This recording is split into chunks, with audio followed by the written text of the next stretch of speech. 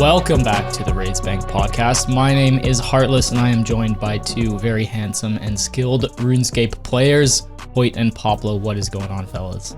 Hey, how are you? What's up? Nice to have the crew back. It's been a while since we've had all three of us. So today we're going to be going over the OSRS Campfire video that came out recently, which is a pretty exciting update considering we don't get these things too often. There was 8 sort of different sections that we're going to go through, and yeah, looking forward to giving you our thoughts on it and going over the updates that are going to be coming to RuneScape this year.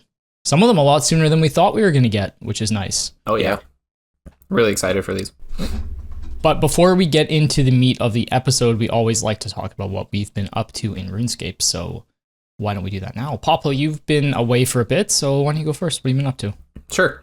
I don't have too much of a big update this week. I corrupted the Bofa on the iron, so that was pretty nice to get that out of the way. Nice. And Nice get that done. nice at 100 KC. Cool. I'm finished at 250, so. Oh, finished at 250, complains about the content. And then, dude, it sucks. I'm so complaining because now I don't have enough shards to make divine potions. My life is so hard. Yeah, it is hard, isn't it? I know, I'm just kidding. I'm just That's so pushing funny. people's buttons out there. Yeah, So, just my buttons, dude. just yeah. It actually, you wouldn't understand. It actually sucks to get spooned at CG because you don't make as much money as you would have if you went dry. So Yeah, it you wouldn't sucks. really understand. How could I forget? I wouldn't understand what it's like as a stinky Yeah. main. And now I'm just trying to decide how to spend my tens of millions of gold that I made there. So life is good. Nice. Otherwise, the main's still locked at the Wintertodd prison, but coming up on 5,000 pulls for the Phoenix, and I'll be over drop rate. So super, love that. I guess I can't complain about that one either after my generational tear. Yeah, you had a couple huge months tear, ago. so we're all good. Yep, it's been good. Really looking forward to like these blogs, and I'm definitely going to have my work cut out for new pets that are coming in, but we'll talk about those later. But not too much an update for me. Work's been busy, so been doing a lot of like just crab Spraying. on mobile and stuff like that. So Yeah, that's fair. Yeah, I don't see my one orchardist friend at this time of the year. He works like 17 hours a day spraying his orchards. So yeah, that's how it goes, man. I think last week guy. I got home at there's a couple of nights that I got home between just 7:30 and 8:30, like 3 or 4 nights. So, and we start pretty early too. Having worked all day, nice. That's just I the time cooked of you year, dinner and so- I was waiting for you, Poplo. Just staring Yeah. at the door for hours. And No, I'm sorry. dress. The linguine alfredo you made was delicious, by the way. I had the leftovers. You didn't eat the shrimp though. No, I'm not a shrimp guy. What? I'm really not. Yeah, I do like other seafood, kinda but weird. I'm not really a they're good. shrimp guy. I don't know why. Anyways, Crazy, you guys are nuts. I love shrimp. Okay, speaking Yeah. of Hoyt, why don't we speaking of get shrimp, into speaking of shrimp, speaking of That's what they small call me. Iron Man, why don't we talk? any shrimps out there? Speaking of Sit the up straight, collection, you shrimp- the you shrimping collection log gamers. man himself. Let's go ahead and see what Big Dog Hoyt has been up to. Yeah, I've been just AFK in leagues. I hit 1 billion total XP on leagues, so that was kind of cool. And I got the Crystal Crown without Larcenist, which is Wow. I don't know how many people have done that. So Wait, how did World's you first. even do that? I mined a bunch of iron, I transmuted it into runite, and I sold it in Mist Rock for like 2.2k each. So How long did that take you? weeks. Oh my god. It But seems I- not worth for world's 400 first. points. It's so worth You got it 400 done. points. It's at least 1 point an hour, at least. You think you're gonna get Dragon Cup No, coming? No, I don't You're even not think gonna I'll make get it? Rune Cup. But Oh god. yeah, I'm at 35k points. I'm just not. I'm just Oh, you're doing just way AFKs. I want to max, and I do think I'll max if I want to. But You're off the pace though. oh, Damn. way off. I gave up a little while ago, but I've just been second monitoring it. Things have been. I'm in like week 3 of this semester for grad school, which is when you actually have to do things. Because week 1's like syllabus week. Week 2's like these projects are coming up, and then 3 is like okay that they're due. So Yeah, man. Grad school's no joke, too. So I thought people just dicked around in grad school and then worked hard at the end. That is the vibe. I mean, my friend's doing his PhD right now. He does a lot of dicking around, I'll tell you. It's easier than undergrad, I think, which is weird. But you're older, though, so there's a lot of factors to that, right? Yeah, there's a lot of factors. I think it's got to be a little bit more, like, interesting, too, because you're, like, studying what you actually want to go into. Like, undergrad, there's so many things that, like, you have to take all the core classes and stuff that you don't really care about. Yep. To just get your credits. Yeah, it makes it a lot better. Have you noticed that? Yeah, I guess you kind of chose to go back to grad school, so it's like more on you. Yeah, I did all the because we still have like prerequisites. So I'm getting a Master of Business and Marketing, so I had to take all the accounting and finance, and then now I'm in the second year where you just do your electives. So it's cool to just do marketing, but I'm also some of the classes are like too easy where it's like consulting. It's like marketing 101. I'm like, oh, I paid you $4,500 for this, but it's my company's money, not me. So nice. I'm just there for the paper. But yeah, besides that, it's all good for the RaidzBank podcast when it comes to you getting your marketing degree, that's for sure. Oh, yeah. That's right. Outside of that, though, in the normal game, so those who aren't familiar, I've had 999 collection logs for months now, not playing because I wanted to get Infernal Cape. However, I've been on basement Wi-Fi, staying at my parents'. We're trying to buy a house right now, and that we're actually going on like house tours. Like my internet will change, but it'll still be a month or two. And I think I'm going to just break the bubble, screw the whole 1,000 Infernal Capes, because I can't even do the new quest because it gives you the bosun's table schematic. So I think I'm going to kind of stop playing leagues, maybe max, and then just start collection logging again. What I need to do on my account is TOA and Inferno. And I can't. My internet's too frustrating. It's just like, masochism. So I think I'm going to just come back and slowly do some logs. Like, get the Champion's Cape passively would be cool. And just shit like that. Because I think I've been watching, like, a lot of content on collection logging and, like, Basiligus. And he's had an insane streak. He's now, like, tied with Marty at number 1 for collections logged. So, I think I just watched his YouTube video. It's amazing. That's crazy. Happy for him. That guy's crazy. But yeah, that's been it for me. So maybe some collection log updates in the future. Come back and I couldn't train sailing either because I wanted to do salvaging, but I might have gotten like the dragon cannon barrel as a clog, and I was like, oh, I don't want to get that. So I think we gotta just screw that goal. As soon as I get fiber, I do want to start, sending Inferno. So, that's it for me. What about you, Heartless? Nice, dude. That's it's a big week. Yep. Well, I'm glad one of us got Dragon Cup because I did it, baby. I pulled it out. Let's go. I finished the Dragon Cup. Let's go, dude. The last 10,000 points was actually not as hard as I expected. I thought that I was going to be having to do like bullshit tasks, but I ended up not even having to max. I ended up not having to do the skills that I hadn't really with my build, I couldn't do Hunter and I couldn't do Construction super easily. So I ended up not having to do either. I just like AFK'd all the 50 mil skills that were easy. Just got through them. Because you can AFK for like a good 30 minutes. So I remember like waking up one night, going to the bathroom. Log in, boom, click the tree, go back to bed. Had to be done. Degenerate level, but we got it finished. Oh, it's 5:50. Oh, I can get another hour of sleep. Boom, go and hit the login, hit the tree, go back to bed. I feel like that's what the degens did at the beginning, but yeah, I got it done. Last task was 58,000 glory. I had so many respecs left, I could just like respec to get things done, and I ended exactly on 65,000 points. Which is nice. So nice. GG, dude. That's big. I was thinking, I was like, this is just probably the only one I'm ever gonna do. But now that it's done, I did kind of like it, but I'll tell you that I did like playing it. It gave me like a good reason to try new things. You really get I know I have a lot of boss experience, but it really does give you some decent experience with bosses if you've never done them. yeah, leaks experience and memes and stuff, but at least you get your foot in the door. Hell yeah. So you're not going to be used it's- to your 5-tick weapons when you come back to the main game. No, you're right, but at least it gets you in the door. So, and then gets you in. Not that I need to do that because I've basically done all the bosses, but for people, it's really good. So, I overall like leagues. I'm gonna get 2 more cups so that I can like flesh out the house. You can get like 3 pedestals. I'd like to have 3 dragon cups. There's a cabinet that shows it too. No, the cabinet doesn't, does it? It does, but don't worry about that. You don't need 6 more. He gets one dragon cup and he's ready to get 2 more. Yeah, I think I'll do 2 more and then I'll tap out. I'll retire after that.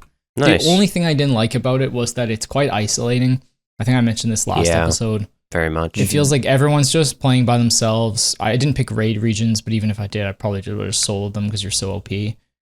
I felt like it was, and because I couldn't play, like 17 hours a day, I was just playing like a couple hours here and there. It took me a long time, 6 weeks to get it done, which is probably, I don't know if that's average for Dragon Cup, but a lot of my friends were about the same time.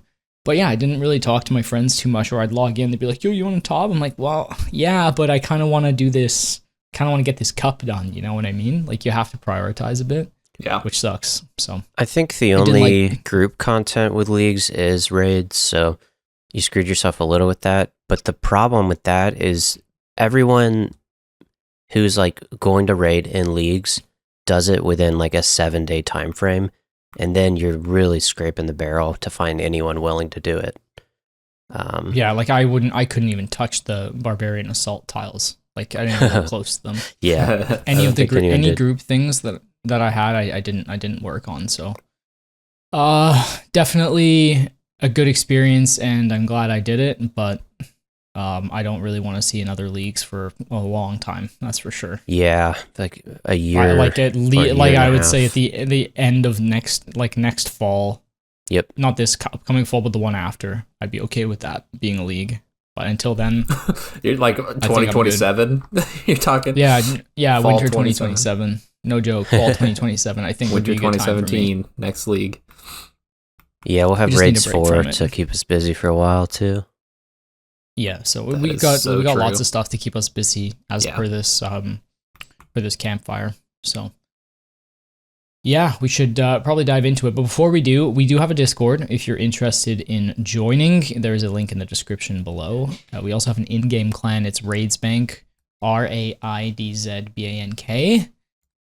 Great clan. You need 1,800 total to join, but you're welcome to guest as well until you get the requirements. We've had lots of newcomers. It's been really nice. Yeah, definitely. Yeah, would highly recommend. A new LFG system in there if you're trying to find some buddies to TOB with, or TOA or whatever. Yeah, the LFG system is looking like. I don't think it is used out here. Hoyt's done a good job. A couple people have gotten in there. I see one. So it's been nice. So yeah. If you're in the clan, go use it, but it's not that useful. Hoyt is desperate for you to use his LFG, so get it. Make it worth my time. But yeah, we like having new people join the Discord and get involved. So, and then you get to be part of the community events when they show up. So yeah, please feel free to check us out. We also have a Patreon, which helps keep the lights on here at the RaidzBank podcast. So if you're interested, you can check that out in the description. We have a few tiers. And yeah, just thank you to everyone who signs up for that and keeps things moving here at the podcast. So if Patreon's not your thing, though, you can listen to our sponsors right now. We'll be back in about 30 seconds. See ya. All right, welcome back. So we're going to talk about this Campfire, boys. It's a video that's kind of dropped. We knew it was coming, but it's, as Kieran says at the beginning, it's kind of an update on how they do their communication with the community. So typically we get these like RuneFest or at the OSRS summits, which are always live on Twitch. We get these like massive updates. They're usually twice a year, boys? Something like that? Yeah. Yeah, they usually do like a winter and a summer summit, right? So. Yeah, winter and summer. And those tend to be very long range. Like, yeah, you'll get an update from the long range stuff from the last one, and then you'll get a bunch of stuff that might be coming in the next year and a half. And now they kind of said they wanted to move to something a bit more updates Just that are more a of an little bit update. more frequent. Yeah, they don't want to wait so long to give us updates, and I think this is a good idea because then the community is like, doesn't get frustrated and knows what's going on behind the scenes, because it's important to us too, so we can plan out things that we want to grind towards.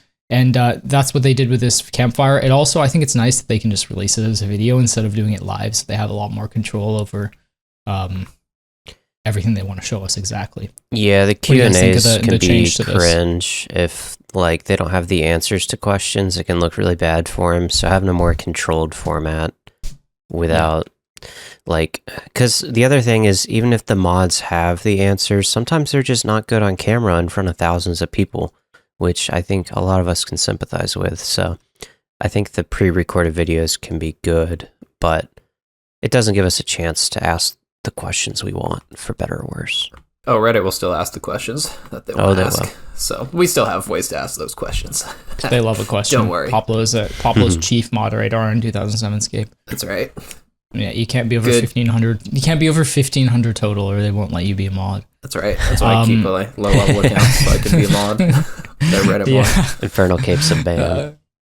Also, So I we're think gonna real go quick. for it. Also, I'm thinking for the Campfire, they weren't really like. I feel like this was a really good format for them not to like give us new releases. Like a lot of these things they've already talked about. I feel like the summits they do a good job of like the wow factor of like, we're releasing a new raid, blow your mind. But like we kind of already know most of the they did drop a couple new things, but we knew most of the things on here. So I feel like it was very appropriate to not have to do a whole summit presentation for a lot of things that we kind of know, but give a better update on what things are looking like, a little more fine-tuned and where they're at in the releasing process. Was I agree. the only one who thought this would be like a longer video? When I saw 15 minutes, I was like, that's not it, is it? They're pretty to the point, though. They just like give us the brief overview. It was good, but I know it's like spoiled to say, but in my head, when I heard the Campfire, I was expecting like kind of like, not Summer Summit level, but like, I don't know, 45 minutes or more of interviews. And I realize now that that was very naive of me, but they did a good job. And it was just like 2 minutes or so for each big topic and just hit the bullet points and moved on, which I respect. Yeah, I think they could have. I mean, they explain more in the blog. They didn't quite get into like a lot of the things that they did in the blog in that video, but I think it was fine. Yeah, it was good. Yeah, so let's get into the meat of the video here, boys.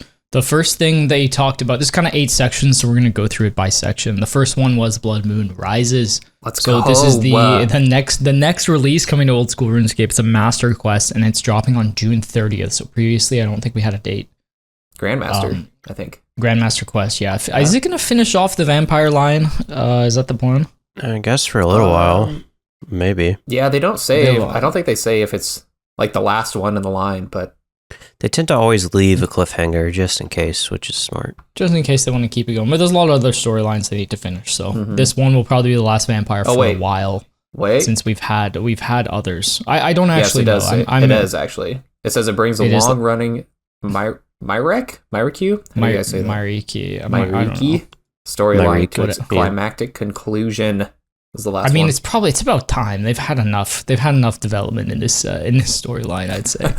Yeah. I'm not looking forward to more Majorat, which I know is not what we're talking about today, but I think it's like too confusing for me. I've read the lore, but the Majorat questline, I know Mod Ed like loves that shit, and it's so confusing to me. Nerd. They're like actually aliens, and they're actually these weird bug creatures, and they're actually skeletons, and I'm like, the vampires is like a lot easier to follow. You have like a family, a feud, and Corinne was easy to follow. You have different communities that don't like each other, but yeah, it's fair. If you're like me, I just don't follow the quest. I just click the space bar. Yeah, so I get the duct tape out. I wonder what percentage of. I like watching like people like Alien Food and whoever do the quests and like get the story and stuff. But when I'm there, I just want to spam through. Yep. And I wonder if I'm in the majority or the minority when it comes to majority. Quests. You think so? I think we're mostly spacebar everyone. Yeah. That's fair. I think you're like 10-20% hyper casual, raid the quest and have fun. And I'm glad those people exist. Yeah, imagine having fun, hey? Can be for us. Well, I got what's fun rewards is to get, doing dude. Vampirium, and you want to get there as fast as you can. I got rewards to get. I want to get to my Exactly. next level Sacred Grove. You know. No. I get my Campfire. Dude, Someone told me. Pointed you out. Yeah, they called you out. I got called out for multiple things last episode. Apparently worms are a decent task, so respect to the worm doers. Interesting. I am very far out of touch with all of the like early to mid game, probably more like mid game Slayer changes that they've made.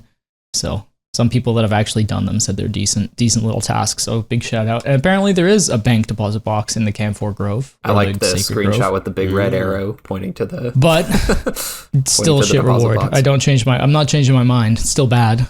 So there you have it. You can put as many deposit boxes you want up there. Still bad. Let's move on to some of these things that are coming out with the Blood Moon. So we're gonna have new fishing, new wood cutting, and new hunter methods.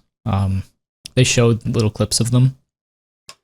The fishing looks really similar to the one at Perilous Moons, where you have to move back and forth, like active fishing. Do you guys see it? Yeah. Yeah, it's like I think that was always the idea. Which any thoughts on this? Poplo? What's the point, man? They killed my leech fin sandwiches, so I don't care anymore. What's the point of fishing leech fin if you just can't even eat the sandwiches, man? Don't worry, the sandwiches will never pass the poll as long as Hoyt and I are alive. I could never get the hang of the Perilous Moons fishing, and I only needed a few fish, so I just leave it in the middle. But yeah, I did the same thing. I guess maybe it's like a true tile thing, or there's a tick delay, or your character moves instantly. But you would think it'd be right up my alley. I love active skilling. That's what I play this game for, and it just was always, it felt terrible to do. So hopefully like something clicks and I can do this, but I'm 99 fishing. I won't engage with it that much unless there's a clog, but I like the idea. The idea is you can AFK it, or you can actively do it for super competitive rates instead of 3-tick barb-fish. Like 120k, I think is what they said. Yeah. That's amazing. Yeah, which is pretty good. I'm sure there'll be a learning curve to it for sure. And you don't have to break your wrist doing 3-tick barb fishing. Yes. Yeah, so that's the fishing, and we got the hunter method. We saw a video of the guy popping up out of the bush to like snipe something. It's pretty funny. And then some new wood cutting trees as well. So some nice little skilling updates. Hopefully I hope they're all relevant and not like dead on arrival. Yeah. Like sometimes these updates are. They tend to be. Yeah. Not all, but some. I'm also thinking about like thematically, like, are you just going to be traipsing around Vampirium, like fishing things? Like, I feel like it's a very like bloodthirsty landscape. So yeah, it looks cool though. All the visuals look great. Yeah. Yeah. So obviously, I think the biggest thing that we're excited about here is the new boss, the Maggot King, that also comes out with Vampirium. They showed some clips of the Maggot King. It looks kind of like you're like behind a wall, you can't actually reach it, so it looks like it's going to be ranged based, but you never like see use halberds. But the idea is, I'd say it looks like Royal Titans / Zuck, you know, like hidden behind a wall. Okay, a little bit, yeah. With like a Zarpus floor. Yeah, kind of like that. Like there's obviously going to be some floor based AoE stuff. So the boss looks cool. I like the look of the design. It makes sense to get the range amulet. So yeah, they had one person with a harm orb walking around. Do we get a spike in harm orbs? Surely. I think it's insider. I personally think it's insider trading, but that's just me. He's in full ancestral, or he's a max mage casting a wrath rune spell, the surge spells. On this screenshot, and I see the harm orb. Yeah, that's definitely some collusion. They always do stuff like this in videos. I'm telling you, it's collusion.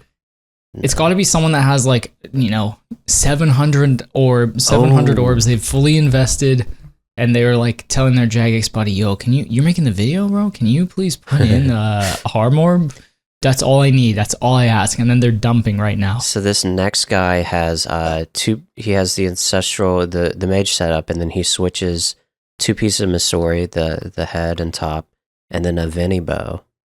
So which makes no sense. Why wouldn't you do leg and leg and chest. It'd be better. Well, they are Jagex mods, not actual players. So I don't know what they're doing. Well, we've had some insane things come out in videos before, so I would not trust it. I would not invest in harms. No, they're probably actively trolling too. Yeah, I mean, some of my friends have like invested. They would do something like that. If we see later in the video, they do troll quite hard. So yeah, this is the Blood Moon Rises, boys. Anything else you want to mention on this? No, so on the tiles, when I look at the fight, it's got like yellow poison tiles and then red blood tiles. So I think it does look very similar to the Royal Titans. There's a very limited play space, and I think it would be more of a puzzle with your feet on where you can walk and stuff. Big fan of movement-based stuff in PVM. Yeah, just a really good way of like expressing skill, I guess. A little bit of Doom too, so it's exciting. Oh, Doom is so good. So the rewards again are the new Crush spec weapon. The Crush Claws. New Rancor, right? Not Rancor, Yes. Sorry, the new Anguish. Yeah, which is going to be called. They had a stupid name for it, but they fixed it. Wait, what did they decide on? Is it Rupture? I think it's Rupture, yeah, which is so Necklace of much Rupture. better than whatever they had. Paroxysm or Paroxysm. Yeah, I'm looking forward to it. I think and everyone will have to Seeker do arrows it too. for that necklace. All Iron Man, so. Can't forget about the Seeker arrows that like raise your minimum hit, I think. The new ammo. Big if Those true, are yep. just gonna be so good. So range is getting a huge buff, and the boss looks sick. So I'm really excited to fight it. And a pet. We're definitely gonna get a pet. Oh, there's a lot of new pets coming out. This is the only one that they did not say there's gonna be a pet, but there's going to be. There's got There will be for sure. There will be. I'm already deal. getting the alt trained up to make sure he's got the requirements for the quest. So There you go. Big Poplo. that's right. 74 Slayer Yes. is kind of steep on the alt, though, I will say. That's a lot of Slayer. Hopefully you can just AFK it. Yeah.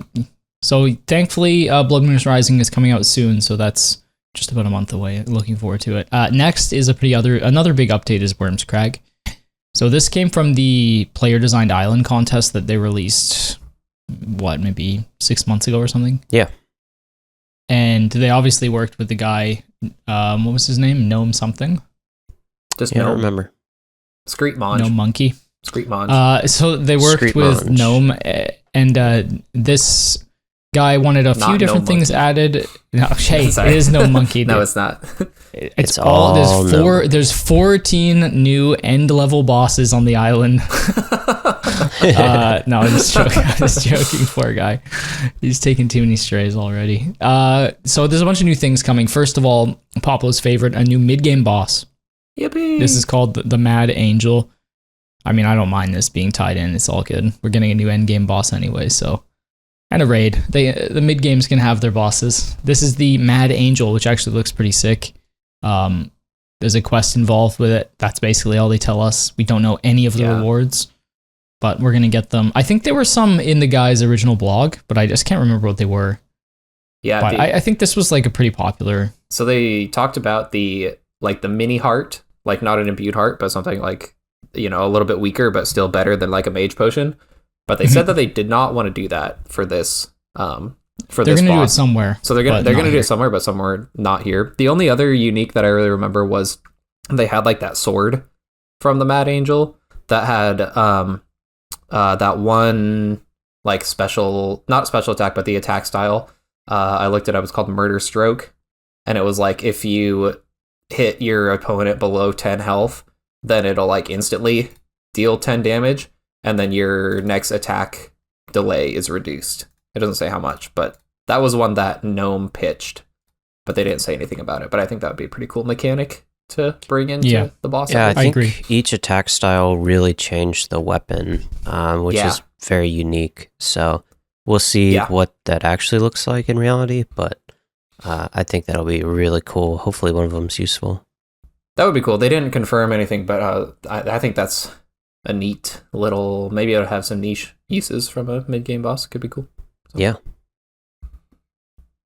Looking forward to it. So, yeah, that's going to be coming with Worms Crag. There's a bunch of other stuff too that I think maybe the most exciting part here. Actually, it's hard to say. It depends on your count, I guess.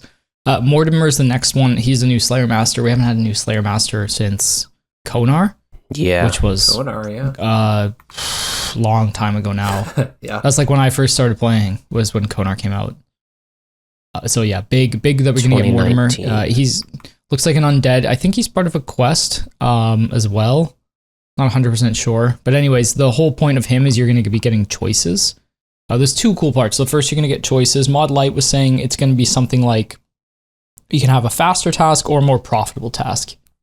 What do you guys think about that to start? I like that for sure. It's fine. Yeah. Yeah, whatever. I mean, you do have to you have to sail here to get to him, so it better be worth it. Unless there's a teleport, I guess. So I think like there will be teleport. Yeah, like I'd hope so. More profitable generally means unique drops, because that's where the profit's coming from. Not always, but sometimes. So I like the idea of being able to find like the dragon sheet tasks to just keep being given to me if I want to build a boat, and they make it possible and reasonable to do so. Or if I'm just chasing a specific unique, but I don't know, because profitable, if you're just going by GP per hour, isn't it just going to be the barrage tasks, or this just XP because you're spending so much? I was thinking maybe they just give you more of a chance as a boss task. Yeah. Okay. It's kind of tough to say what tasks are going to be profitable when they're not releasing new Slayer monsters, really. It's just like, we kind of already know which tasks are going to be good, so unless they are changing rates. I think most people, when they're hunting tasks, are looking for one of three things. Usually just XP, best XP per hour. And then some people want AFK per hour on a second account, just an easy melee task, whatever. Some people just want profit. They don't really care about the XP because they enjoy Slayer. They just need to make money to buy the next upgrade. So I like them dividing it for us, and offering all three would be, utopian. But if they can execute that, I don't know. That's kind of hard. But I love the idea. Yeah, that's the first part. I think potentially the more interesting part here is they're also adding a modifier system. Yeah. Invocation system, if you will. Yeah. To don't say that word. They're adding a modifier. Then all the listeners are gone. They are adding a modifier system, which is going to be maybe after you've done enough tasks. They didn't really say how you're going to get them, but eventually every task will come with like modifiers. I don't know if that's specific ones or whatever. But the idea is that you could get things like additional superior drop rates. So maybe the superiors come more often. You get bonus points.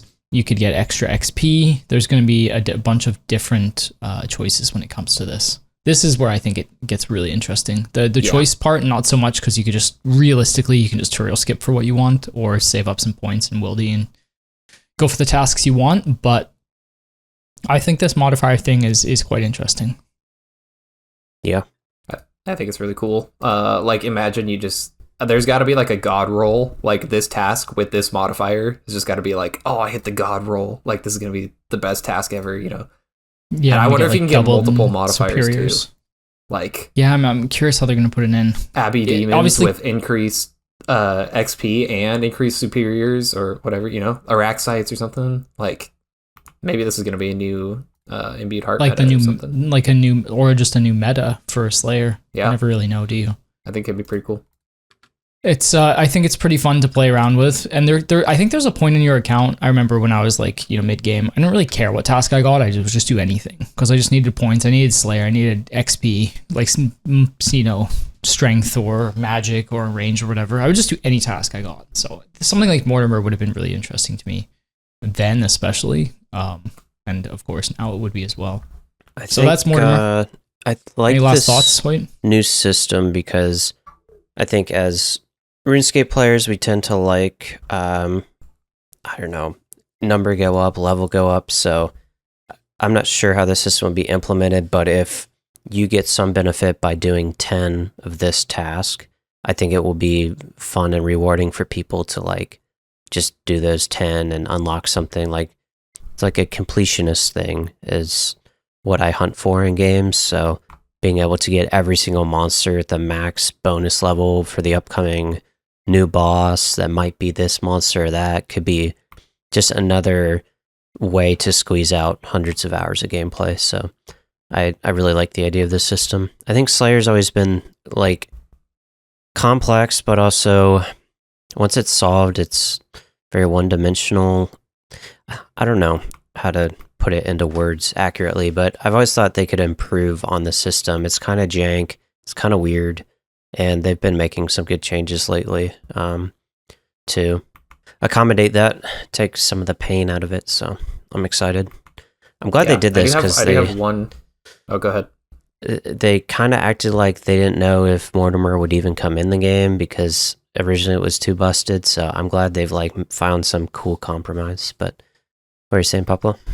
I was going to say, I do have just one gripe with this, is that the only thing that I wish that they would change is that Mortimer, they say it's only going to have 2 block slots. And like looking at the task list, like there's a lot of kind of crappy tasks on there that you just like not want to do, infernal mages or warped creatures or, you know, stuff like that. I just wish that he had a normal amount of block slots, even if they made it a little bit more expensive for blocks. Then it's like, even if they made it more expensive, I feel like that would balance it out a little bit with like adding the modifiers. Instead of like 100 points to block, maybe it's 150 or something, and then you just have to a little bit slower build up your block slots, but still eventually get to a point where you have like the ideal task list. It feels like the list is too long just to have 2 slots with some of the tasks that he can assign. But that's a small thing that's fair, and that's something they might adjust to in the future, right? Once they get feedback from players. Yeah. It's not a massive deal for them to switch it, but like we said, they've been tending to undershoot things to start recently anyway. They're so scared of just making something too strong. Yeah. Yeah, because they don't want to dial it back. They'd rather buff things, which I can see where they're coming from. Sure. Okay, let's go on to the next part. There's so many things with this update, man. It's crazy. Golem crafting, so it's like a hands-on crafting method. I imagine it's going to be similar to Veil Totems, because Veil Totems was, I would say, quite universally beloved by everyone. It was a great success, and I think this is going to be basically the exact same thing. They're going to also add a bit of Hunter into it, so you can use some kind of furs and things like that to, you know, add to the mini game. They don't really say exactly what. It was quite vague, but yeah, looking from just the fact that they look like totems, I'd imagine it's going to be similar to Veil Totems, especially since it was so popular. You guys have any thoughts on golem crafting? Hoyt, you got any thoughts? Yeah, Big Dog. I hope it's current meta is not exactly the best. I have thoughts. I am go ahead. Not super excited, but I'll let someone maybe defend the update. Defend your position. Okay, let's see. What do you got? Hoyt first, and then we'll let Poplo. I want to hear what Hoyt thinks, because I will influence my decision, because Hoyt makes me think. So currently, it's a mini game after all. The meta is sandstone mining, blowing glass, and the seaweed. I like this meta until you hit 92, and then I think it's just kind of stale and masochistic, and just takes forever, especially because say 15-20% of your hours spent are just turning it into glass from lunar spells before you even blow it. So but I really like that it makes you do mining with sandstone mining, and you can tick manipulate if you want, or you can chill. I like that it makes you train farming and do seaweed runs, and it's not even that long to get enough giant seaweed to be done. And I think it's cool that you are using the lunar spellbook. And then at the end, your reward is you get to AFK, bank stand, blow glass. It's not that AFK, but it's enough. But it's a very, very long process. So I kind of like that, but I do think we could shave off the last half of that, just, for another method. this golem thing, I'm obviously just hoping it's not dead on arrival with annoying rates. Like, I think they screwed up massively with the new crab hunting on these sailing islands, because no one's ever done it unless you're an Iron Man trying to make Arma brews for some new age Inferno tech. And it's genuinely really fun and really good, but the XP is so shit, why would you ever do it? So I hope it's not the same as the crab hunter method. I hope it's actually good and it drives everyone to be there, but I also hope we don't get rid of the giant seaweed and sandstone mining, because I think people should do that for a couple hours, because I think it's cool. It involves you going all around the world and collecting things and doing like 5 different methods until your end goal is, really good at crafting XP. The hunter furs thing, I think is brilliant though. I think that's content everyone accepted was just dead, and they're bringing it to be used somewhere. I love that. So that's my long rant. Thing? Go get your fur pouches right now. You can get a fur pouch, by the way. Yeah. Are you talking about goat hunting? No, you decorate the totems with hunter furs for more XP. Oh, gotcha. Okay. Yeah. Yeah. I think my reservations are more just similarly to what you said, is I just hope this isn't dead on arrival. And like what we just said, they're scared of making things good. They're going to be like, oh, the glass blowing one is the most masochistic one, and so that has to be the best skilling. That has to be the best. Yeah, but look what they did with Veil Totems, though. They didn't do that. Nope. Yeah, but here's the thing: if it takes slightly less supplies than glass blowing, but the XP is slightly worse, I think people are gonna do it. Like, glass blowing is sure. what per hour, like 110k when you actually have the glass, but you have to go get it. So effectively, it's quite low. It is. Yeah, it takes a long time. Yeah. So I was just similarly. I hope it's not. You dead imagine on this is arrival. like a no prep version where you could just get like 80k per hour. Like, people would go nuts for that. Yeah, I would do that all the way to 99. Yeah, that'd be insane. Especially if there's rewards, which there likely will be. Like, dude, I loved Veil Totems. Huge fan. Yeah, I hope. Especially compared to traditional methods, because they're just so boring. I think there's this cool give and take where there's really sweaty players. Like, if we're watching Foe on a brand new account, on a brand new, hardcore gim, he's probably going to do the seaweed thing, because if you are really efficient with your farm runs and you 3-tick, it's better, but it's a lot more effort, but it is better. But I like this coming in under that, saying, hey, if you just want to chill, get like 15-20% less XP per hour, but you don't have to, like, you can just do it when you want. You don't have to be in this cycle of timers, and just go here, knock out however much, and leave. I think that would be a great balance, and that's probably what they're shooting for. So I like that. Yeah, that would fit really nice. I would definitely be doing it on the group iron, if that's the way it goes. Yeah. I don't have furs though, and I don't really want to go get them. You can get them from, if you're ever going to do Hunter Rumors, I imagine they want to come to a place where it's like, if you go and do Hunter Rumors, you can collect all your furs, then you can use your furs on these golems. Yep. And then maybe there's rewards from the golems that you can use to do something else. They want to make it like, all of it work together. Yeah. That's the beauty Which of I think the game. is It gives the furs like a purpose. Use. Yeah. I have so many in my bank right now, and I just have zero use for them. So I don't know. I'm a collector. I always collect. People are like, what do you need? Why do you need all those things? Why do you have 70,000 of this? You never know. Keep it all. Because in 2026, they're going to release this update that it'll be useful. Trust me. After I'm maxed and don't actually need to do it anymore. That's right. Dude, Irons never needed Runite, and then they dropped Sailing, and all of a sudden you needed 600 bars for your max boat. So it is good to hold on to random shit. But yeah, absolutely. You gotta hold it. And you get so much random stuff on an Iron Man, because on a main you just sell it. You're like, yeah, just sell that. But an Iron, you just dump it in the bank. Do that for a few years and then go have a look at your tabs. They're pretty insane. Oh yeah. But yeah, the golem crafting, I'm predicting that it's gonna be the new meta. At least for people who want to do crafting with a little bit less hassle. For the casuals, I think it'd be good. I don't want it to be dominant. There's no reason to do the other one. It's my only Well, wish. I really don't think I think glass blowing is boring and nobody likes doing it. So it needs to die. But if you're willing to be bored, oh. I think you should be able to do it for more XP per hour. Sure, I'm down for that. Yeah. You have to farm the seaweed too. There's a lot of parts to it. Yeah. Let's move on to the still on Worms Crag, boys. We're almost 45 minutes in.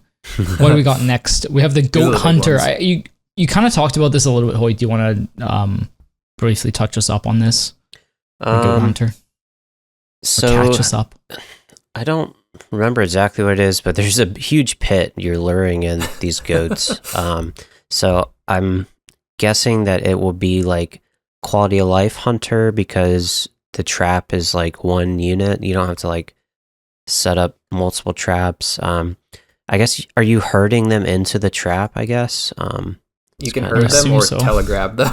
A telegrab them. That's awesome. Yeah. So hopefully it's like fun hunter, because hunter's very like one-dimensional, set trap, wait for a green dot, click, or red dot, reset. So maybe this would be kind of like the aerial fishing, but better. That doesn't hurt your wrists, like slower. And then, yeah, they said the disappointing thing is they hope the XP is between red and black salamanders, which isn't very competitive. I mean, people do salamanders. It is. It's pretty good. Black Sally's like over 100k. They said 140k at 80 hunter for goat hunting. That's good, dude. That's competitive. That's very good. Yeah. Black Sally's are like some of the best XP in the game. How much are like red chins?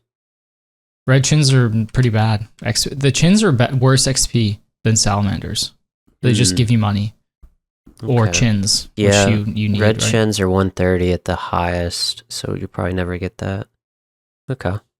So yeah, I think this is good. That's good. It's in a good spot. It's going to be, especially if you need the furs for the golem crafting thing, like it's going to make a nice little circle of life on the island. It's true.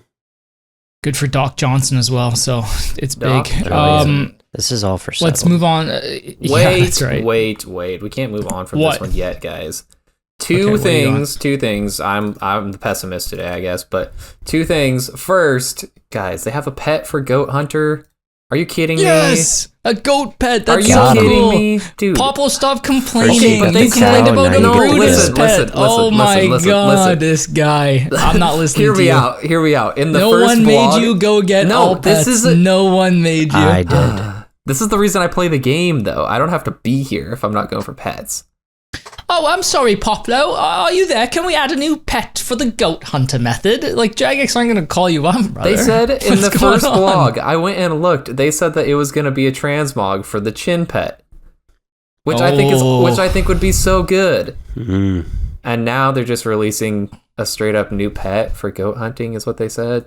I can't wait till we get to 100 pets. I do think it's weird that Hunter has so many pets compared to every other skill. It has so many. That's what I'm saying. We don't need another hunter pet. What skill would better fit getting pets than that which chases creatures, you know? The transmog would be so good. Imagine if Slayer had pets for each golem mob. crafting method. Now we have to have a golem pet. And for all of you who blow glass, we have to have a molten glass pet follow you around. We have to kill cows, and so we have a cow pet. The British Poplo on his rant about pets. I'm heated right now, dude. I can't believe that they snuck that in there. Oh, the American British accent. Said, you can't go wrong. Of course we have a pet. How could we not include Mr. McGroot? Easily. Send him Mr. McGroot to the bin, bro. Back off. Rubbish. Rubbish, he says. Okay, I'm done. He's off his soapbox now, his British soapbox. Oh, wait, no, I had a second thing, but this is a smaller thing. Is it a gripe or is it just a real comment about how you're excited about more cake? Get in there. They said when you fill up your pit full of goats and you go to process the pit full of goats, they will process one at a time, which I think, why don't you just get a big old fat XP drop of goats? Why don't we just connect it to the construction skill and we can build a slaughterhouse on the island? It's just a mill. Jeez. Just max efficiency. Oh my god. Okay, I'm done. All right, let's move on. You're done. Okay, we move on. We move on to the next one, which is like the stun gun they use. The one-shot gun. Oh, oh my god. Oh my god. Write that down. The dual wield cattle prod. Jagex, you use any of our ideas whenever He you is want, coming no problem. right now. I can hear him. You can hear him on the phone already, calling up Poplo. Good stuff, boys. So let's move on to the next part, which is the summer sweep up. This is usually the exciting thing that happens this time. Oh, I shouldn't say exciting. The exciting thing that happens this time of the year. We've had summer sweep up for maybe 4 years now, 5 years. Have we? It's essentially less than that, I think. 2 or 3. Okay, never mind. Well, I'll tell you the story in a second. I think this is typically when we get like a quality of life update. They try to like revive dead content. They try to adjust things that might be out of line. You know, they try to just make the game. It's always so good. It makes the game better to play. Yeah. Gives a fresh coat of paint to certain activities, things like that. So they've always done a good job with the summer sweep up. They often rebalance items too. Like I fully suspect the Shadow and Mage to be reworked at some point during a summer sweep up. But that we're probably not going to get that this year unless they shock us, I guess. So we're actually going to do an episode on this about like what we would like to see swept up at some point. The community's been all over it, like memes and non-meme versions. The community being Reddit, yeah, mostly. They have some okay takes, and then they've got some, some not so good ones. But the three of us will kind of come up with, I think maybe next episode about what we're thinking about for the summer sweep up or what we'd like to see in the future. But for now, we're going to go over the small amount of information that we got from, which mod was it? Was it Arcane? I think it was Arcane. So. I think it was. Yeah, I think it was Arcane. Right. So what we're going to do is first we talk about Gauntlet. They are going to change Gauntlet. They said they're going to change the prep phase. They're not going to, they didn't mention touching the drop rates at all. They just mentioned the prep phase. They're going to make it significantly better, they said. And that's basically all we got. Ooh. Significantly better. What do you guys think? We talked about this at length last week. Corrupted Gauntlet has been I would say quite a hot topic, a hotly debated topic in the community for the last couple months for sure. Yeah. I mean, we even did a full episode on it with your deep dive, and everyone has different opinions. Like some people think it should be easier, some people think it's fine, some people not too many people think it should be harder, but yeah. I mean, you are getting possibly one of the best weapons in the entire game, considering how many hours you put into it. You can literally do everything in the game with the Bofa. I'm scared to say anything or Heartless will break down my door and shoot me again like he did last week. About CG, I can't say anything about CG. I'm okay with the prep phase being changed. Like, I do agree, like, when you're slogging it, and the problem with it is that you can't really leave, right? The Bofa is so good, you literally are trolling unless you're getting it. So you're locked in, and I think the grind, like, hours-wise, for the relative power of the Bofa, I think it's fine, but I have a suspicion if you don't get dry. Yeah, sure, but I have but you get money and like other things out of it. Like it's not the end of the world, and you get stuff for divines. Like going on rate there is not like the worst thing in the world. No, on rate's good. It's actually probably good for your account, but you're doing like 500 KC, and I get like 15 wives, 35 kids, blah blah blah. Like I get it, but I think what's happening behind the scenes is Jagex obviously has data. And they're getting data that people, especially in Iron Man, are burning out at this point. And they don't want people to burn out. They want them to keep playing. Yep. And a big part of keeping playing is getting the Bofa. So if it becomes slightly more accessible for people, I think it's going to be a good thing for the game because we'll have more people sticking with Iron Man. I think, are those people then just going to move the bar and start quitting when they get to the next drop? Like if you think if you think the Corrupted Gauntlet grind is hard, have you ever tried going for a Twisted Bow or a Shadow or a Scythe or Nex? There's tons of different things that are so much harder than that. But I guess they want people to sort of move into the next round. When you have a Bofa, you can kind of do most of the things quite efficiently. So it's obviously a point where they're losing people and they want to make some changes. So probably a good thing overall. What do you guys think? You want to challenge? You want to challenge me? Want to make me defend my position more? No, I'll go. I think this is what we've been asking for, and we pretty much said directly, like, Hunlith fight good, prep bad, prep's annoying after your 100th, 50th time doing it, much less your 450th or more. However, I still get like a pit in my stomach because their change is scary as humans, and they're changing something that hundreds and thousands of us suffered through. So it's like there's that urge in me to try to pull the ladder up and be like, nope, keep it. I did it, you do it. And I know that's the worst part of this game are the people who do that. Yeah. But you're changing something that's very big deal. So I trust like Mod Arcane, if he was the one who's in charge of this, like I trust him to do the right thing, but it's scary. It's like being told you get a new boss at work, like, and let's say your last boss was a problem, then you're like, okay, I'm glad you're doing what I said, but I'm still terrified because what if this or that? Like, I don't want to see the BOFA be too easy because it was this kind of rite of passage, but it's easy to say when I got it on rate. So I don't know. Those are my thoughts. Future is now, old man. Let it happen. It's the same thing with Duke, right? Is like Duke was a great boss. Prep was annoying. Let's just make prep way better. Everyone's happy. It makes it a little bit shorter. Whatever. People are, have been complaining about Corrupted Gauntlet and how much of a gatekeeping content it is. Just like you can't play the rest of the game until you get your BOFA, and so just make prep a little better. The fact that I don't think they should make it easier, but they could make it better. No, but I think if they just make it like a little bit more consistent, or faster. I think it's gonna be faster just in general.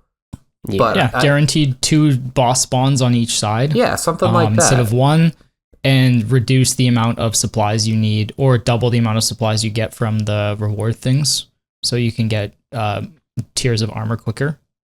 Makes learning it easier. Maybe if they reduced it by 1, so like tier 2, you'd only need 2. 6 instead of 7. Yeah, 6. I could see them doing something like that. I also think that the fact that it is coming from a summer sweep up makes me feel really good about it, because they just have made a lot of really good changes in previous summer sweep ups.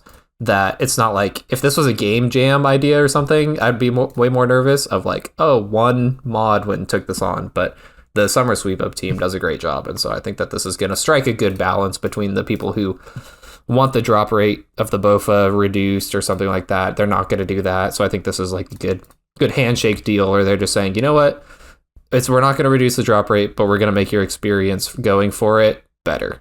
We're going to make it like 30% faster or something, where instead of getting maybe 10-minute kills, you're getting average 7-minute kills. Maybe even not 30%, but it just make it less annoying too. I agree. I think make it more consistent. Yeah, it's like when they did the Chambers of Xeric like quality of life things.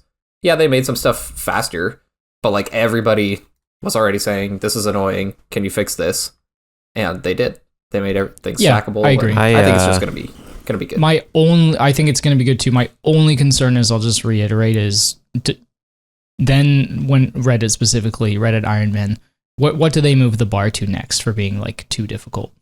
Like, do they then go, it takes too long to get the twisted bow? It's gonna be the T-bow. Well, yeah. Like I think it'll be the T-bow.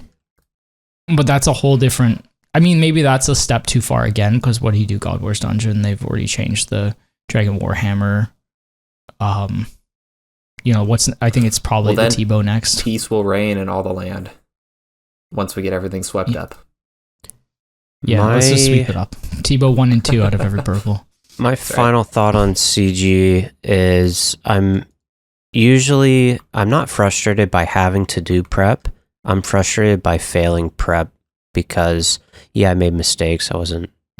It's impossible to fail prep if you play it good enough, but it was so frustrating to fail prep because it took me forever to find the fish, and then I didn't get to like cook them, and I got tellied in, and I'm like, just like punching the desk. That was a waste of 8 minutes. So 6 minutes, whatever. So that's what I imagine is what they're going to change. If they just added, I think double boss will be the easiest change they could do. They could fix that by adding more time, which makes everything easier, but it doesn't change the grind time at all for like people who are efficient. Doesn't change the EHP. I'm afraid what they're going to do is just make prep across the board 30% easier. and just Well, say, I mean, they you know, are. That's what they're going wipe to do. their They're going hands to make up it something and like walk away. you get a guaranteed 2 bosses on the side rooms. Well, right now you only get a guaranteed 1. And I think they're going to say like the first room you open is going to be like a guaranteed 1 of each resource. I think tier Something 2 like is that. going to be fewer. Tier 1, Reason- like everything's just going to be fewer. Available. Everything. I think it was just they're going to just like either make guaranteed. They're just going to make more guaranteed rooms. I think that's going to be the easiest thing to do. I think so, because the worst part is like you get everything done, like you said, you just run around look for fish. Like, you find fuck 0 me, fish. I can't find any spots. fish. I can't bro. find any Yeah. wood. Like I think they're just gonna make it more consistent, more guaranteed. 2 bosses. The first room gives you 1 of each resource. The second room gives you triple fish. That would literally make it so fast. If you got that every run. Maybe the first little rat drops a weapon frame. Yeah, things Instead of like that. They being can make random. tiny changes, make them more consistent, and it'd be good. Or they could let you start with a weapon. Would be another thing. Oh, You could start with a Oh. weapon frame. that's interesting. Yeah. There's a lot of things they could do, but it's going to be, I would say, a combination of multiple. For sure. But that's Gauntlet, so that's definitely going to be changed. So congratulations to all of those of you who haven't done Gauntlet yet. Waiters win. But yeah, I assume it's going to be good. So let's move on to next one. They mentioned agility. They're going to adjust Sepulcher. They're also going to adjust the AFK worm course, or the AFK-ness of the worm course. It originally was meant to be AFK. Yeah. It's not. I completed that course last year when I did Yeah, not at all. 99 agility. Not at all AFK. I did all on mobile. Like, I guess it was somewhat, but realistically, not that AFK. So hopefully they change that. It's going to be a lot better. I'm really excited. And they also for mentioned the they're going Sepulcher to update. Sepulcher changes. Yeah. Please tell me your thoughts. I'm What just would excited what would for you it. change? Like, I think Sepulcher is really good, like as it is. I don't know why. Like people just there's not more people doing it. I did a little bit of it this week, like on the group iron, because I was like alching while I was doing it, cutting some gems, stuff like that.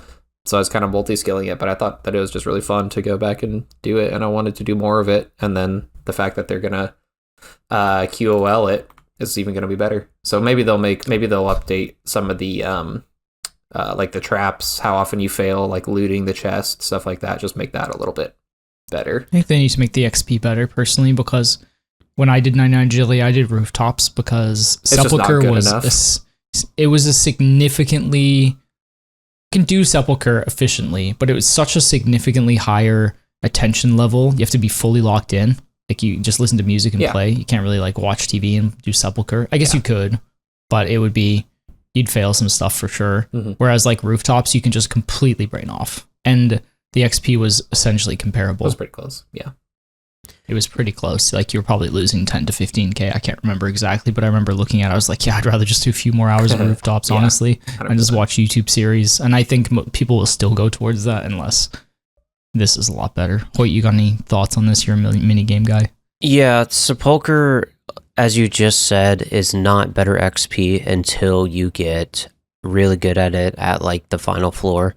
If you make minor mistakes here and there and wait around, you're getting equal to or less than a rooftop with your brain completely off on the second monitor, which is offensive. So I think that's one problem. I think the second problem is most people haven't done Sepulcher because it's really only like worth doing at 82 or 92 agility, and most people surprisingly don't have 82 agility or care to level it once they do have it. They get Song of the Elf requirements, and then they'll maybe do a rooftop randomly once in a blue moon when they are watching a movie or just doing something. You know, it's just so rare that 76 people for train for the Zulrah shortcut. It's bad. also hard. It's not like Sepulcher's not easy to learn. You have to learn the movement system. Yeah. And that intimidates It is people because cool, people like but- us are always talking about how hard it is because it is difficult. So they're like, I'm not going to do that. I want to chill.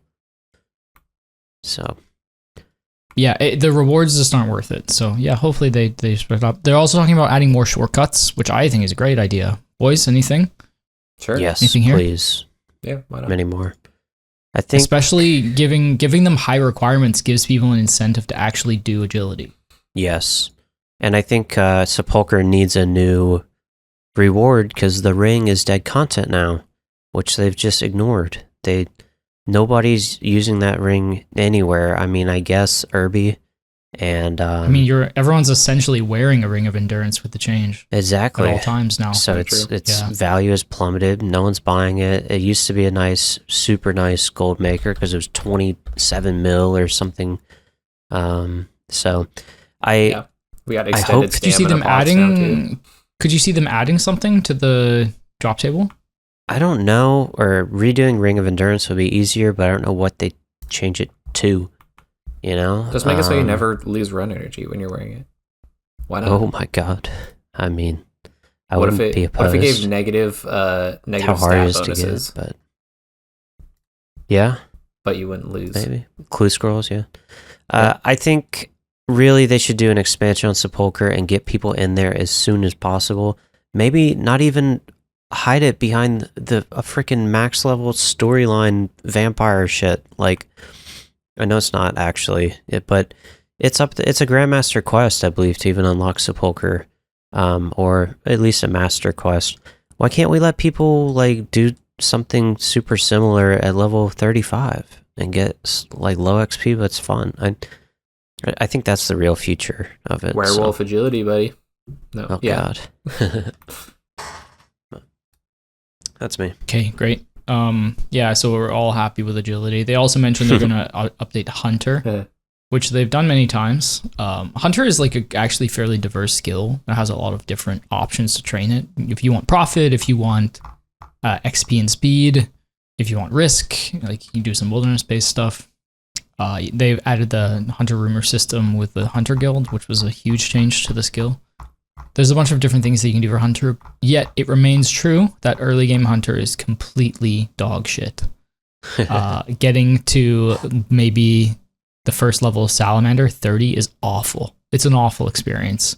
You're catching one Crimson Swift an hour. It's terrible. So I personally think they're gonna make the Hunter progression better for early game. That's my thinking. What are you guys' thoughts on Hunter? Do you think we need more mid game, early, end? The early game, probably. Yeah, early is bad, dude. And League's kind of highlighted that, like catching birds and shit. Like you have to just do quests for it, and then just bite the bullet for hours before you can do Hunter rumors. And even then, you kind of want to wait to get to the right Hunter Master and then create a block list. Like Hunter rumors are amazing, S tier, but there's still a barrier of entry there. It ignores people interacting with this skill. It seems dead early game. The mid is honestly not terrible. The actual hunting like sucks, but some of the middle game rates are actually like 80 to 100k an hour. Some of them are actually pretty good, which then is like you kind of burn through like the 60s and stuff pretty quick. Like until, I don't remember what Hunter rumors are at, but like when you get to, it's like all roads lead to Hunter rumors, right? And then you just yeah, they do now for sure. And you got like Herbie if you want to AFK. Yeah, it's like everything up to there. Money. But Herbie's at 80 Hunter, so it's like everything before that. Yeah, I think like Hunter is actually a relatively diverse skill, but they definitely need some progression changes. It's like too diverse for it to sound good, and there's too much dead content. Which Hunter Rumors did a good job of saying, hey, go do this dead content, we'll give you a reward for doing it. And it'll be worth this dead content. Yeah. Which is good. Give you so a funny. It's so funny when you put it that way. But yeah, that's all we really got for the summer sweep up. They said they're also going to make some changes to items. The gear rebalance is foreboding.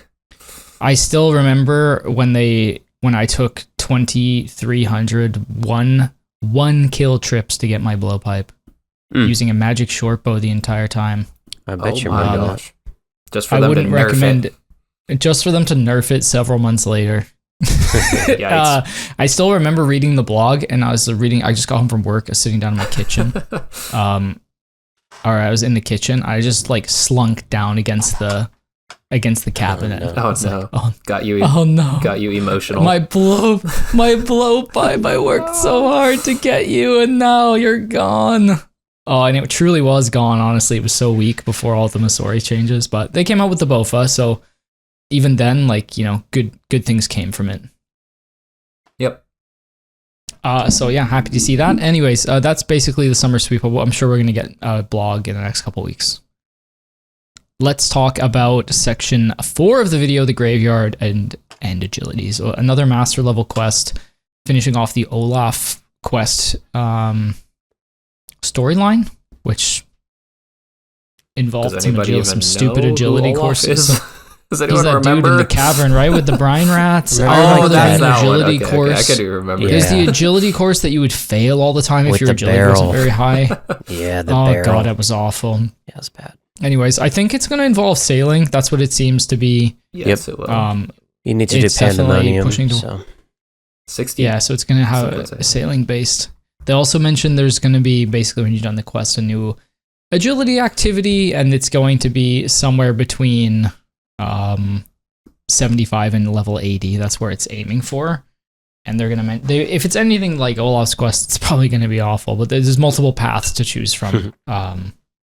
So we'll see how that goes. 65 I don't really have agility. much to say about anything to say about this, guys. 65. 65 agility, it was? Go start. Okay. Go get your salvaging hooks out. So you're ready. For I this like when it the fantasy and vibe of this area because it's like Fremenix and there's like skeletons and you're in an underwater cave system. So that's like very RuneScape to me. So I'm excited to see the more grounded approach that they're taking as opposed to some of the more wacky high fantasy stuff they do. So I think it'll be like a good vibe. And I think we were just mentioning how that weird post Song of the Elves agility is where people stop. So I think 75, 85 is a perfect range.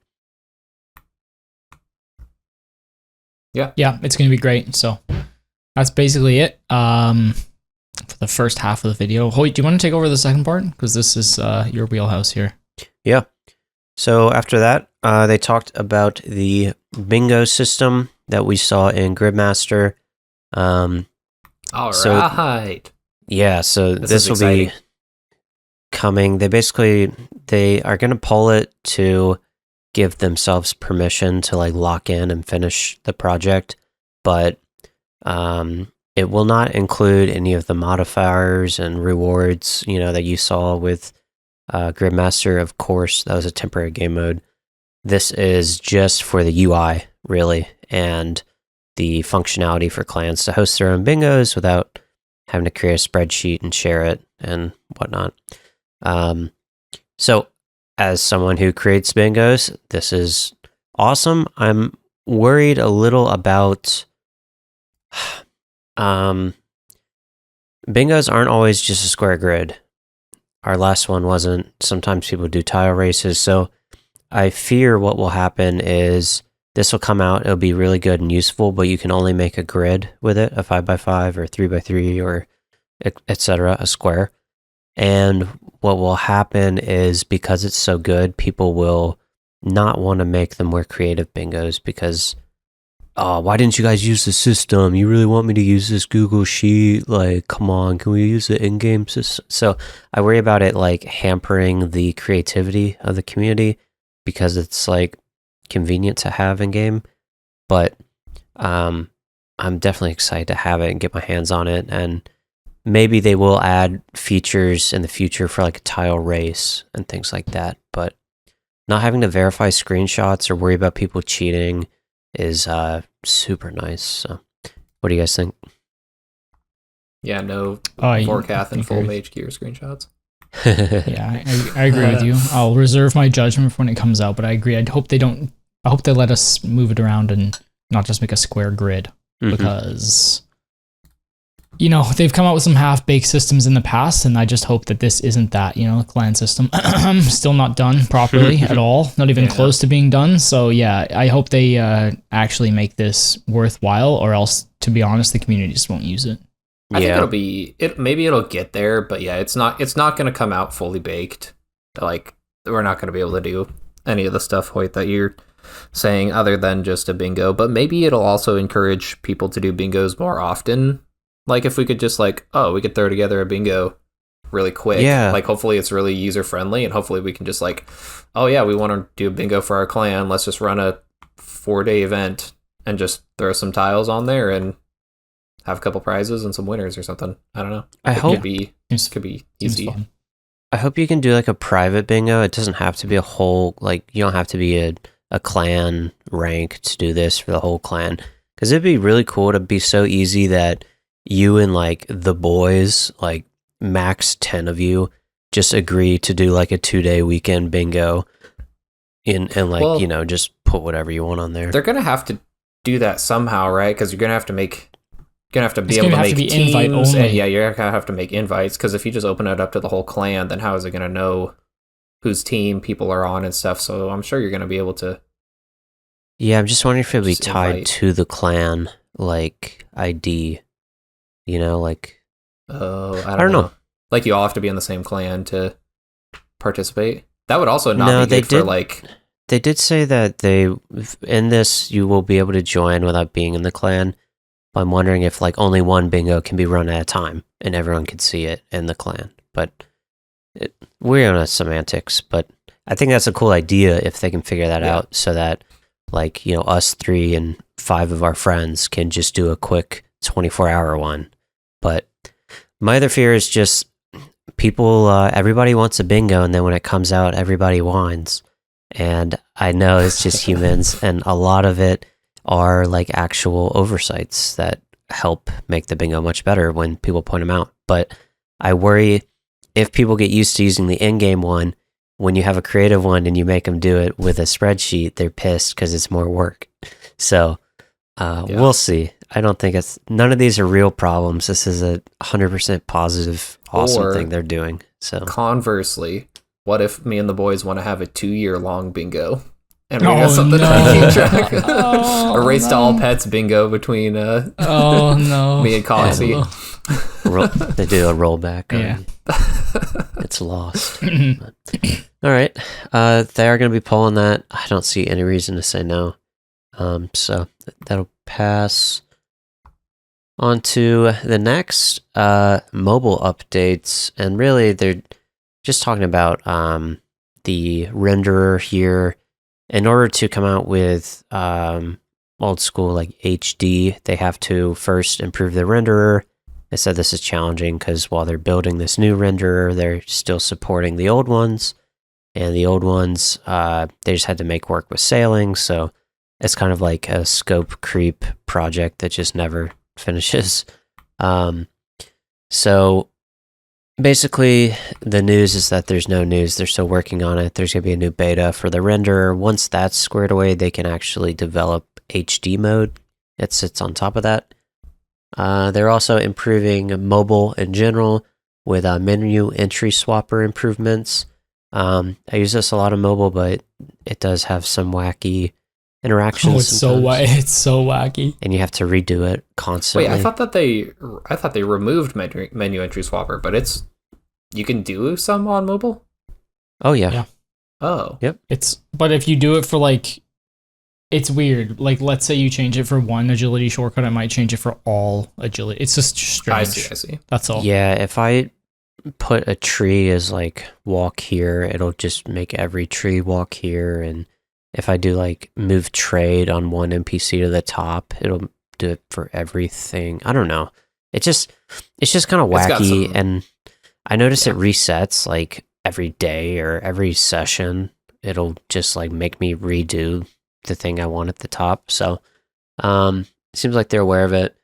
And then the big news here is next month or this month, whenever in June, they're releasing bank tag layouts for mobile. This is massive. Yeah. So RuneLight's had it forever. It's probably the #1 most used plugin feature. It's become core to the game, and Jagex is finally putting it in their client 14 years later. But nonetheless. Pretty cool. Cool. Oh, another big one. They're doing picture-in-picture for Android. I'm really jealous as an iPhone user. Yeah. So, you know when you swipe away from a YouTube video and it keeps playing in the corner and you can move it around? they're going to do that for RuneScape now. So you get to see when the gem crab moves in the corner. I don't think you'll be able to click. It'll just like expand it large view, but you can at least keep an eye on things like a second monitor. Why can't they do that for? Why can't they do that for iPhone? Man, Apple is a it says they're biatch looking to for develop ways that they can bring other benefits to iOS, but they Apple might won't figure let it people. out. But Apple's very restrictive in their.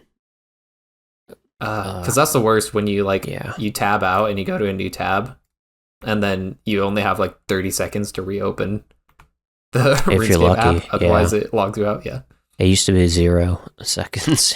I know. It's still on. Yeah. It's crazy. So, Pretty cool. Heartless, you have anything? No, not really. You guys covered it. All right. Next, we have It'll big be good for your surprise bus here. rides, Heartless. What's that? It'll be good for your bus rides for getting Yeah, when kids children killing corp. You got your Yeah, kid's gonna kill some corp in the game, pull an actual arcane for me in the main game. There you go. You'll Hell have your yeah. tab already set up for him. Yeah, there you go. Go on, kid. And this is how you do corp. Let him make him farm all day. This is a I farm need run. Zolar scales, children. Farm All run of you are tab gonna is get gonna on be this. so big. Yeah, Let's go. Sorry, it's gonna be big. we can move on. That's awesome. It's okay. Up next, we had a big surprise here. We're getting the PvP boss. Kind of. Dun. We're getting a PvP tutorial, and they had Framed help create it. Those who don't know, Frame's a huge YouTuber known for his amazing PK videos, usually of him up to some shenanigans, dressing up as something to blend in on the wall, or hunting someone for 12 hours. Just fun, wacky stuff. Rat behavior. Rat behavior. But he's one of the biggest creators, and he's kind of a big megaphone for PvP updates. He's a great PvPer himself. But nonetheless, so there's gonna be 3 levels to fight and practice, and they did say there'll be rewards. They just don't quite know what. I would love to see the bounty hunter cosmetics brought in any way else but doing bounty hunter, because it sucks, especially for irons. So that would be my vote. Just bring these already created assets, like give us a new way to get them. I'd love to have every single piece with the bounty hunter recolor, because they look great. Let's go into what they're going to be teaching us. One moment here.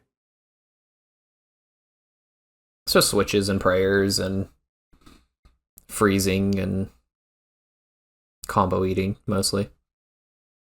Yeah. It's good. It's gonna make the player base better. It's probably gonna be similar to what happened with League of Legends when they released the sandbox mode. Suddenly everyone could do Riven animation cancels and like flash alts and all sorts of stuff. So it makes the player base better. Practice your Lee Sin insects. Yeah, exactly. You're a silver 3 Lee Sin. Yes. They spend for every rank. Bro, I feel called called out for sure. But I imagine it's gonna be a similar thing. It's gonna make a lot more players better at PKing, which is probably good for the PKing community, but bad for the non-PKing community. Yeah, I found the list here. So they're going to teach you to switch your overhead prayers in response to their gear switches, including like fake switches and sneaky weapons like Void Waker, where you actually want to pray mage, not melee. Teach you to switch your equipment to hit them inversely, how to eat different types of food, the triple eats, how to utilize special attacks. So doing 1-tick specials and combinations like with the Granite Maul, how to escape from attackers using snaring or freezing. Yeah, PKers are going to hate this one. Yeah, how to get away. And then how to combine all of the above into a challenging and risk-free encounter whenever you like to practice. So I just thought about something. Is this going to be polled? Yes. Poll question 10, should we create PvP tutorial? So yeah. Is it going to pass? I don't know, man. I think so. Are you guys gonna vote yes? Is there a pet? Yeah. What's the Do negative? you get a little person following you? A little The PK? negative, everyone's gonna get better. Many people will get better at PKing, which will make it worse for you hunting your items.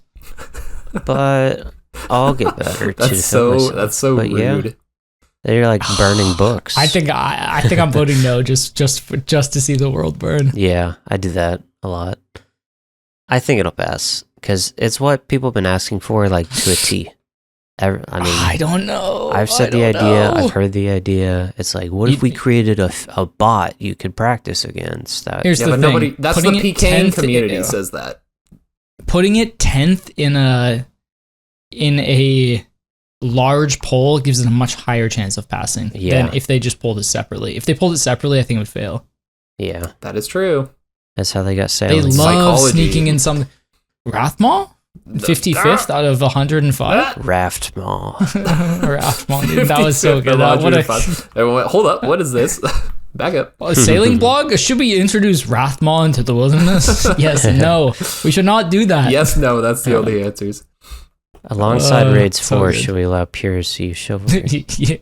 And only answers yes or yes. I don't know what too I'm going to good. vote for this. I don't know. I'm voting no. I think it's the PvP community that wants it. Nobody who does PvM is like, yeah, I want to go get better at PvP. I don't know. I disagree. true. I think a lot of people want to do PvP, but it's too intimidating. So they'd like a structured If way. it's so yeah. intimidating that you won't even go to LMS, then I don't think you're going to go do this. But LMS is feast or famine. It's not a good. It's an okay place to learn, I'll say, but it's not. Dude, it's so defeating when you go in there and die 16 times in a row without a single kill.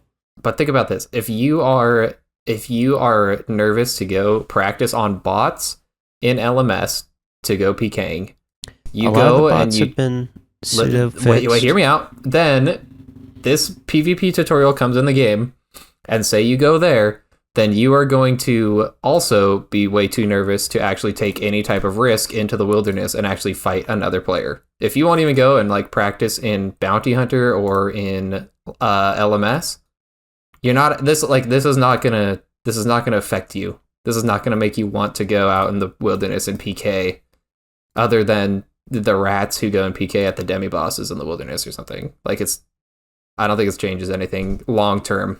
I think people go, oh cool, I learned some things and I practiced this. I'm still not gonna go out in the wilderness and try to kill people. Like, it doesn't change. I don't think anything.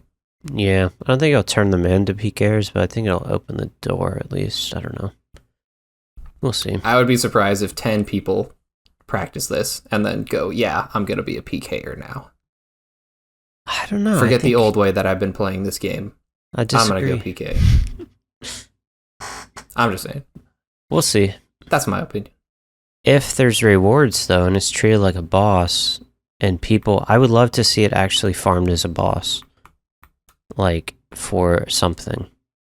Even cosmetics. That's actually a good idea. It's a good idea. Because then people would actually be like down to do it. Maybe a pet Odablock following you. I think a pet would be great. What do you think? You get a Poplo? short bald man following you. Yeah, short bald man. Just name it bald. Could be good. Oh my That'd gosh. be good. All right. Anything else on the PvP tutorial? Nah. All right. Oh. The smallest update here, we just have this thing called the Fractured Archive. Never heard of It it. was weird. Yeah, so Raids 4, they didn't tell us too much, but they did show us new models, which are sweet. So we have a boss called Bork, accompanied by Smork, who is like a siege weapon, cannon, but it has a goblin or a few controlling it. Looks like I see at least 2 here.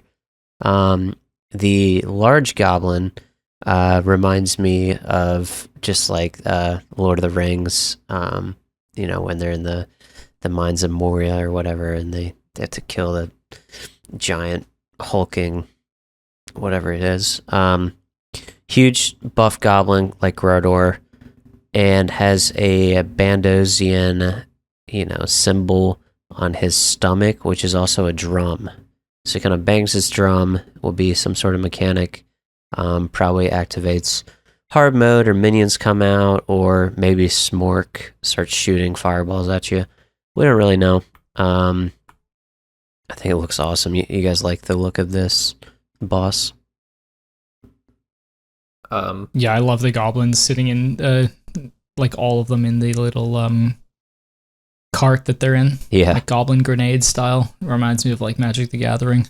Yep. Goblins are like suicidal usually, so they could be suicide bombers. Hell yeah. I don't know, man. Something like that. I think it looks almost a little cartoony for me. Okay, Poplo. Like, first off, goblins can't even read, so what are they doing in a library? Oh my And god, that's looks- right. they're They're trying to mad, steal dude. They shit. hate books, dude. They're trying to steal They're not stuff. They're like, I don't scholars. want these books. Okay, compared to the next section of this Fractured Archive, the next video, I think the next part looks sick. But this one, I'm just like, this looks a little bit Mickey Mousey. Like, you Poplo ticked wants off us a to couple have little goblins. It doesn't seem raid level. Like, Poplo wants a raid with like a Dude. bunch of anime girls with big tits. that's That's what he wants. that's not, I'm in. that's not what I'm Bring saying. the- Yes, Take my vanquish money. all of them in the name. Bring the, in the where's Lord's our name. OSRS? We need some we need some gotcha in OSRS. Come on. I'm in. Oh my gosh. I'm just saying, it like the Theater of Blood monsters all look so sick. These guys are like, they're kind of mid. Tob elitist. Yeah. I think it's hard to say when we don't see them in the rooms, but I think they look cool.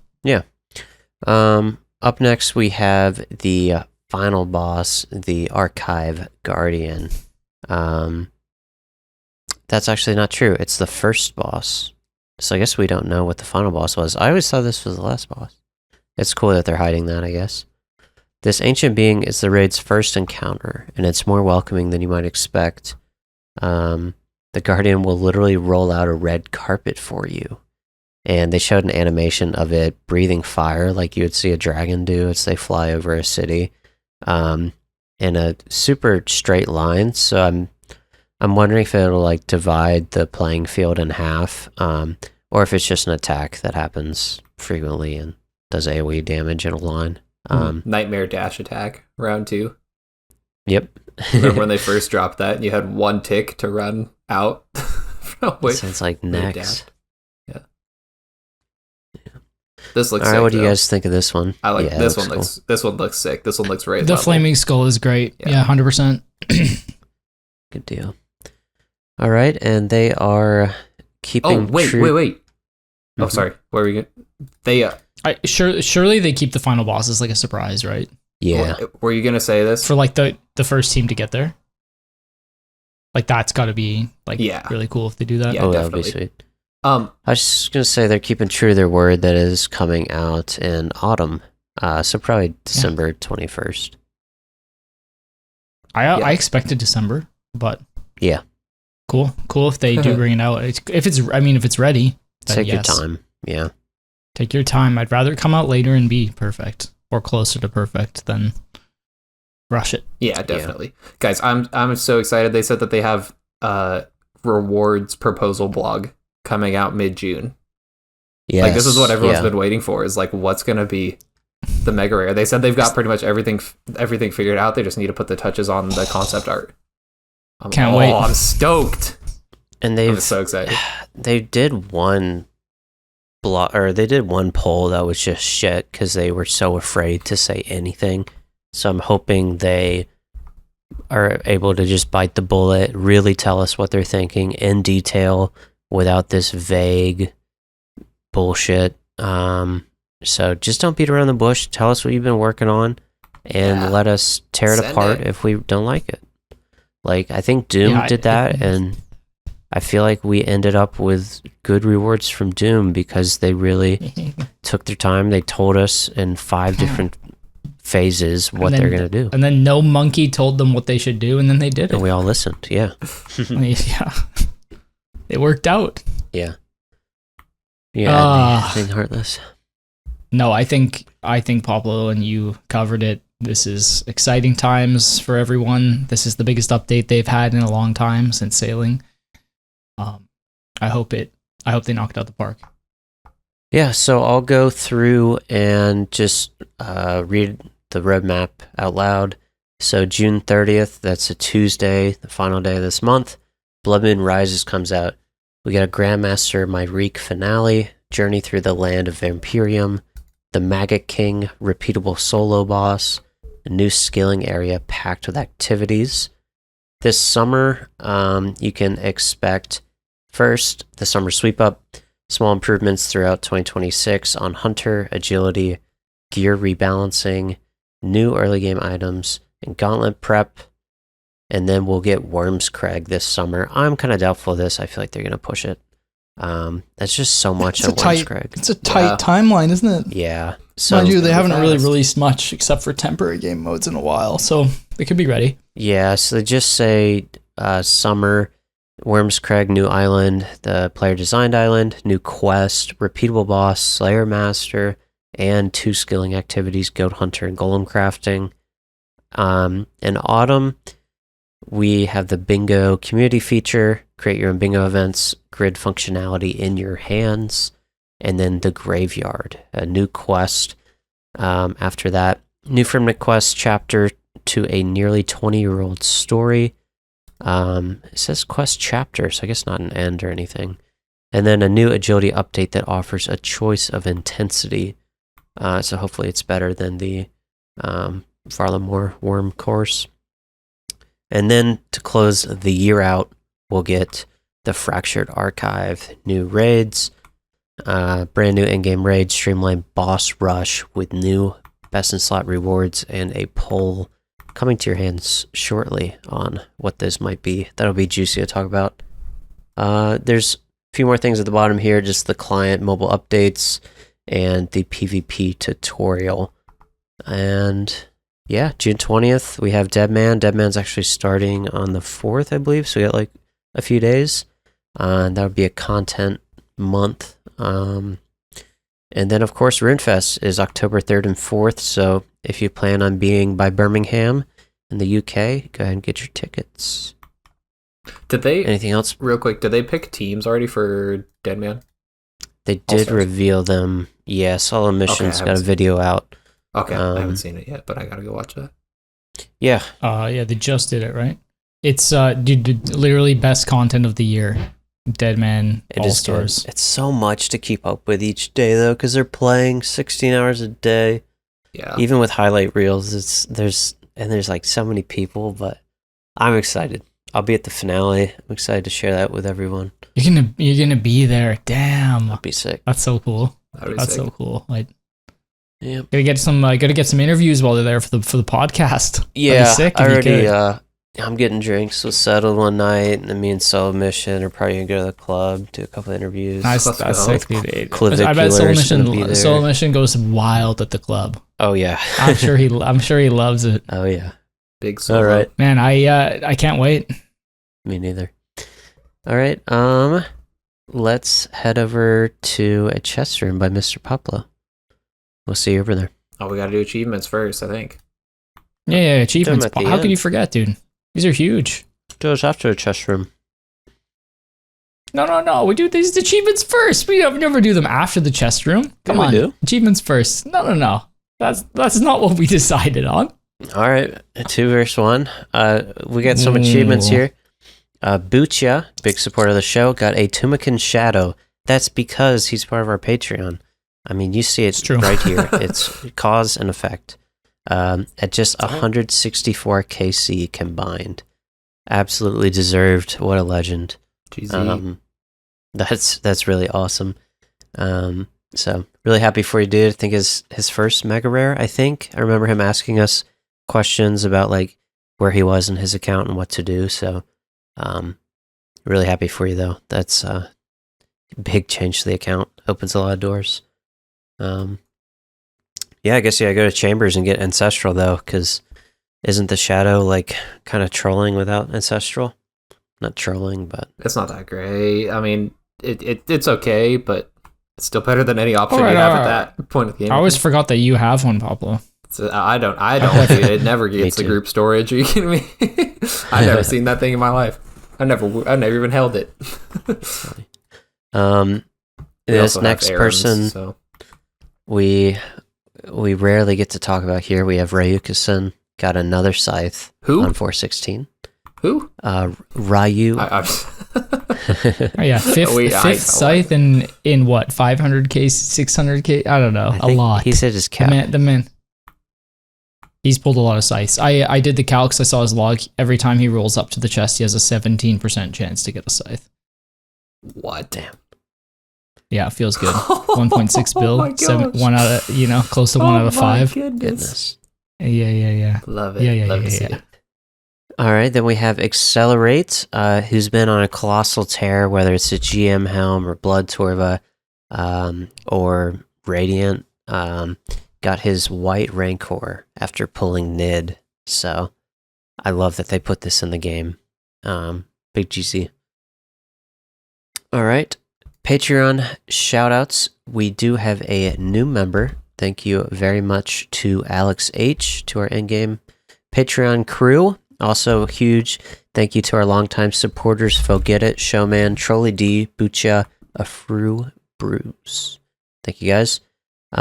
We have a quick, just one Patreon question.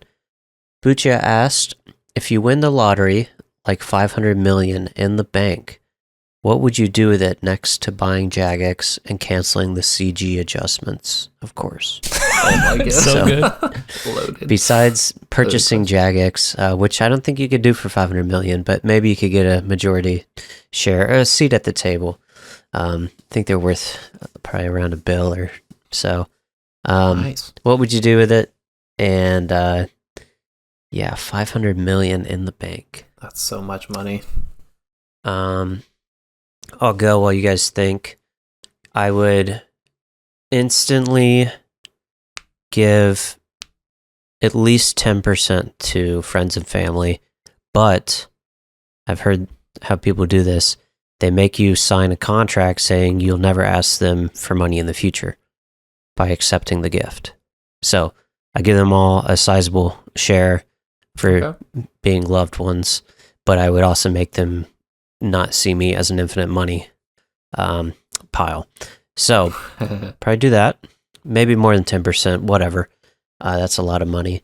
And then I would just simply never work another day of my life. I'd probably have 2 or 3 homes, ultimate relaxation, chill, and then try to build some generational wealth for, my lineage by investing in some ETFs or just some passive income so that they'll always have college and everything paid for many generations.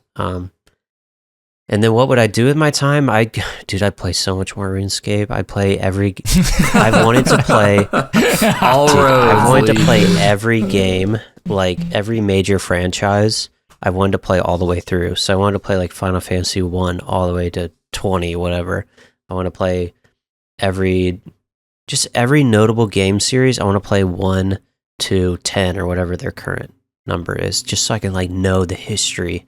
And I've never had the thousands of hours that I have had them. I've spent on RuneScape. So that would be me. Maybe stream and pay an editor so I don't have to do any actual work, but just to have like a YouTube and I'll just set up a cloud so I have my footage and just pay them like a handsome salary to make videos of my clips. I think that would be kind of rewarding to be working on something, seeing it grow. But dude, I just play a ton of video games, I think, and have a healthy, rich, happy family. What about you guys? I feel like it's pretty. Poplo? It's buy every farm in California. Buy a farm. I couldn't live with having a farm, man. I don't know. It's too year to year dependent, I guess. I don't know. All the rich people that buy a winery and then just pay someone to manage it. I'm like, you really do much out here? That's not. Anyways, I would probably just go buy a couple mansions, around the destination spots, take some really nice vacations, definitely put some away, and then you could just live off of whatever interest or whatever. You never have to work again. And yeah, on my bucket list, well, one of my, I hope someday to have a hot tub at my house. So that would be a hot tub. He'd buy a hot tub. Pretty reasonable goal. Hot tub. But pretty reasonable goal. Yeah. You think I could do it? I think you could do that. Yeah. Okay. Nice. Humble couple mansions and yeah. I think I would travel around and then just buy some houses in places I like, and go for some nice big vacations all around the world. I think it'd be fun. Oh yeah. Not much to it. Simple as. Yeah. Yep. All right. But it was a great question. Yeah, it was a good question. I play a fuck ton of RuneScape too, but I already do that, so it's Rebuild fine. the PC. I'd start an Ultimate Iron Man. I'd try to complete the collection log. To keep myself grounded, I'd start an Ultimate Iron Man. That would be sick. Let's go. The boys create UIMs. Yeah. All right. Thank you very much for the question, Bucha. It's been a little while since we got a question. So again, join our Patreon and they'll give you access to a chat where you can ask us questions that we will answer on the show. All right. Now, do we have permission to go to the chest room, boys? Are you sure? Yes. Granted. Okay. Let's go. We'll see you over there.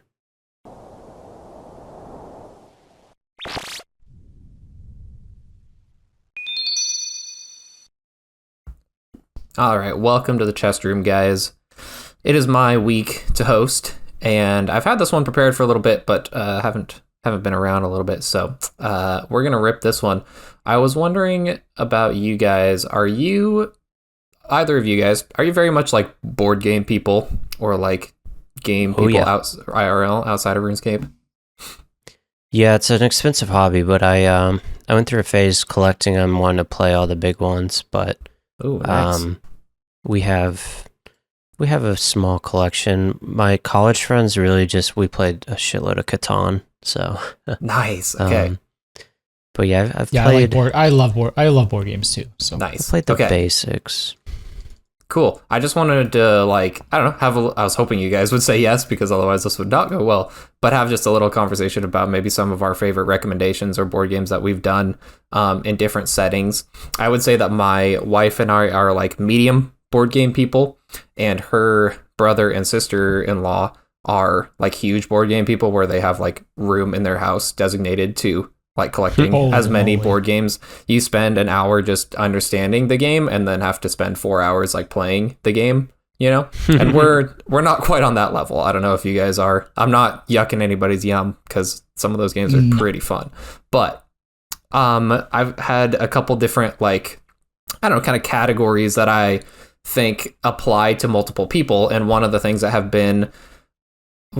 for me that's been very exciting is finding like a fit for whatever type of person or whatever scenario you're playing board games in or playing with other people. For example, those type of games for her side of the family, but then my side of the family, if it has any more rules than Uno, like they're out. Like, it's got to be pretty simple. But, just doing that over and over, like it gets kind of boring. So we found a couple games that we can kind of tailor to group size or kind of the difficulty or intricacy of how invested you want to get. And I thought that I would share some of those recommendations. And if you guys had any, I'd love to hear your experience, or if you've played any of them before as well. And some of our card games, not strictly board games, but just, I don't know, activity games, I guess. Yeah. So first one, I know you guys are both in the process of getting married here in a couple weeks, and so I want to start with like couple or 2-player games, and I want to see if you guys had any like favorite 2-player games that you kind of play with your significant others, that sometimes it's just nice to sit down and play a strategy game against somebody, but also some of them aren't really conducive to 2 players. So I was gonna see, like, that was the first one, and one of the ones that we have kind of been doing to start us off is, this is maybe an old person game, but we've been playing a lot of cribbage recently. I don't know if you guys have played cribbage, but it's kind of a card strategy game where you also score points, and you race around like a board, but it doesn't take like a ton of like focus. We kind of watch a show and do it at the same time too, but that's just kind of been a little friendly competition game. And I'll kind of open it up to you guys if you have anything that you like to play with your partners. It's a good one. Yeah. I play a lot of crib as well, especially when we go camping. Yeah. It's like exclusively what we do. It's really good for just like chatting too. Yeah. We used to go to the bar Oh my every God, guys, Friday, wait. to get a drink after work, and we would play crib. Guys, I'm sorry to interrupt, but I just pulled the Phoenix. Oh No my way. gosh, dude. Yes. Let's go, dude. Yes. Hell yeah. Congratulations, Woo. you nerd. Okay. What's the final counts? 50 mil XP, and that is 4.8k searches. Poor me, I'm dry. Oh, 4.8K. 250 corrupted gauntlet were too hard for me. 4.8k. If only I Shut could pull up, the man. Phoenix I to did make it better. I did it. What's the? Hey, we're ready Oh, for. you All did right, it. Goat is back on the menu now. It's fine. We can have a goat pet because now I'm What free. is the Phoenix drop rate? 1 in 5. It's 1 I in went 5K. to watch. Oh, you're on rate. Nice. So I'm right on rate. I went to watch the new Mandalorian movie, The Mandalorian Grogu, last night. Mm-hmm. Oh yeah. So close your ears for spoilers. It's like 5 out of 10. It's just fine. Oh, But sorry to hear that. 5 the out of best 10 part was is those terrible. Yeah, it's pretty okay. Yeah, there's some good All right, funny don't parts, spoil but it it's for like me. no, I'm not going to. Okay. There's good parts and bad parts, but it's just, it is what it is. Anyway, All right. the series needed to end. Those little dudes, the little mechanics are so funny. Hey, The I little love puppets. them. Yeah. They a few things they're like horrible baby. They say that a bunch of times. I love those Come here, things. baby, bad baby. They're so funny. They're so funny. They're the best part of the movie for sure. But anyways, it's a horrible Poplo. All right. Horrible Poplo. All right, I derailed us from my Okay, own chest continue. room. So Okay, yeah. So cribbage, Cribbage big good, players. My fiance and I always look for 2-player games because it's like obviously the two of us spend a lot of time together and we're always looking for games. Yeah, So we for have sure. a few that we really like. There's one called Scout. It comes in a small box. Okay. And it's basically like a counting game. It's a card game. Mhm. And you're like trying to win points. It's really fun, and you're trying to get sequences. Would highly recommend. It's cool because you like get your hand and you're not allowed to move it. You can just flip it upside down or keep it the right way up. Okay. So you have like 2 options for how you're gonna play it. Okay. Yeah. It's really fun. It's like a sequencing game. I'd highly recommend it. It works really, really well with 2 players. And then Nice. the other game would be Flip 7, which is Oh, good yeah, I like that one. It's good from like 2 players all the way up to 10. I've played it with like half of my class at school before. Obsessed. You can play it with little kids. You can play it with like any number of people. It's really, really fun. Yeah, the rules are pretty simple. It's a pretty gambling- straightforward to that It's one. it's like the deck contains 12 12s, 11 11s, 10 10s all the way down. You're trying to get 7 in a row. So you can either take a hit or you 6 can tap out. sevens. It's kind of like poker. Super fun though. And then you keep the first to 200 wins, and it's like you can just go bust or you can like risk it. Mhm. It's a really, really fun game. Gambling based and enjoyable. I would say those 3. And then we've been playing this one recently called Cabo. It's just a game you can play with a deck of cards. Oh, okay. All right. Like a memory based game where you have like hidden cards, you can swap them, and cards do different things. Like you can peek. Yeah, it's really fun. Nice. Would highly recommend. Those are my sort of choices. Hoyt, you got any Good. big ones for 2-player? Really just one that is just overall my favorite board game, whatever, to introduce people to, called Dominion. It's pretty big. You guys know Oh, I Dominion? do like that game. Heartless, you played it all? Great deck never heard of building, it, kind of no. engine building game. Yeah, you would especially like it. So it's deck building, but I try to relate it to Catan just to get people's interest. But they're quite different. But it's deck building, and you have a lot of options for basically the card shop of where people can build from. So each game can be totally unique with cards you've never played with before. And yeah, you're just trying to get gold is kind of like the big currency so that you can buy points, or you can get points naturally in other ways.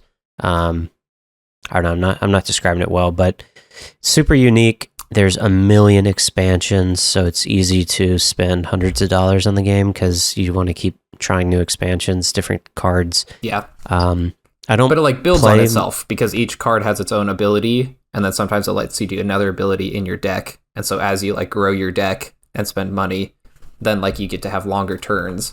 And it feels really good when you get to the end of the game, right? It's like this leads to this, which let me do this, which lets me do this. Yeah, I call them Yu-Gi-Oh turns because it is. It really is. You'll have these combo plays, and you say, well, based on this triggers this effect 3 times, and then I will get... And the other person's just rolling their eyes as you grab so much gold and shit. And it's like, all right, whatever. Yeah. So it's super rewarding, and you can play with 2 players, which is rare. So... Okay, nice. Yeah, Dominion is my absolute must-have. Go buy now. I've convinced a few real-life friends to buy it, and they text me every now and then about how they showed their uncle or cousin, and they fell in love with it. So okay, sweet dude. I'll pick it up. We love especially 2-player games. Yeah, you'd love it with your Magic background. Like, it scratched the itch for sure. Oh, 100%. That's awesome. Yeah, I love it. Deck builders are really enjoyable. Yeah. Mm-hmm. Another one that I wanted to recommend, this is probably my wife's favorite 2-player game, is called Lacuna. And it's very visually appealing, where it's like there's this mat that you lay out, and then there's like these tokens that are stars, and there's like a certain amount of stars on each one, and you just kind of shake them over the whole mat, and then you get I think 8 pieces or something like that, and you place your pieces, or 6 pieces, I think, and you place them on the mat, and then at the end of the game, whoever you are closest to, like whichever stars you are closest to, you get to collect those, and you're trying to get the most sets of stars. So there's 7 colors of stars, and there's 7 stars in each set, and so you're trying to get the most sets of stars. So you have to kind of strategically place where you're at. Maybe you want to be next to a blue star or next to an orange star based off of what your opponent is trying to go for. And that one is really fun. But after you place your first one, you have to place your second one in direct line of sight with between 2 stars of the same color. I'm pretty sure is how the rules work. So it's pretty strategy based, but it's pretty low risk, I guess. Like it doesn't take a lot of involvement to get in and get started. So low intensity, maybe. Yeah, low intensity. Good. You can just chat, watch stuff while you're doing it. So that's one of our other favorite ones. Okay, then maybe we'll talk strategy kind of while we're on it, but a couple of my favorite strategy games, you already mentioned Dominion, Catan. Another one that's been really fun for us in like more kind of medium-sized group strategy games is called Between Two Castles. Have you guys ever heard of that one or played that one? Nope. No. Okay, so this is like one of our favorite ones that is for maybe like a little bit bigger of a size group, 4 to 6 people maybe, and you're basically sitting around a table. You're building a castle with like the person to your left and to the right. There's a castle between you guys, and you are working together to build the same castle. But your castles are going to be different based on what rooms you get, what cards you get to play, what colors you have, and your overall score is the lowest of the 2 castles when you score at the end of the game. So it's like you have to invest in each of them equally, but each card has power-ups and rooms and stuff that you get to add on, and that's been a really fun one that is a little bit more complicated, but it's like kind of a interactive partner game almost. So that one's been fun for a couple other a little bit higher groups. But are there any other like kind of strategy games that you guys really enjoy? Heartless? I really like Seven Wonders. It's like a deck builder. Oh yeah. Nice. I haven't played that one, but that one sounds fun. It's classic. It's really like it's a classic. Yeah, you can't really go wrong. It's like relatively simple but has some layers to it, so would recommend. And then another strategy. It's not really a strategy game. It's more like a team game. It's more like a story game. But I love Betrayal at the House on the Hill. Have you guys played that? Yes, it's a good one. I haven't.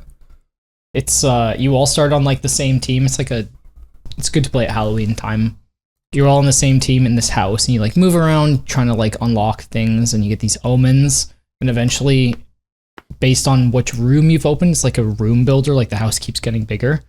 There'll be like 50 different scenarios. So when you roll your 7th omen, depending on which room you're in or what's closest to you or where you are in the house, like a scenario will trigger, and either like everyone is like fighting against the house to get out before the time runs out, or someone turns into a mummy and can teleport around and is trying to kill people. Yeah. Like the bad guy or whoever turns will have a very specific goal, and everyone else is trying to stop it. It's really fun. Would highly recommend. But you need a few hours to play it though.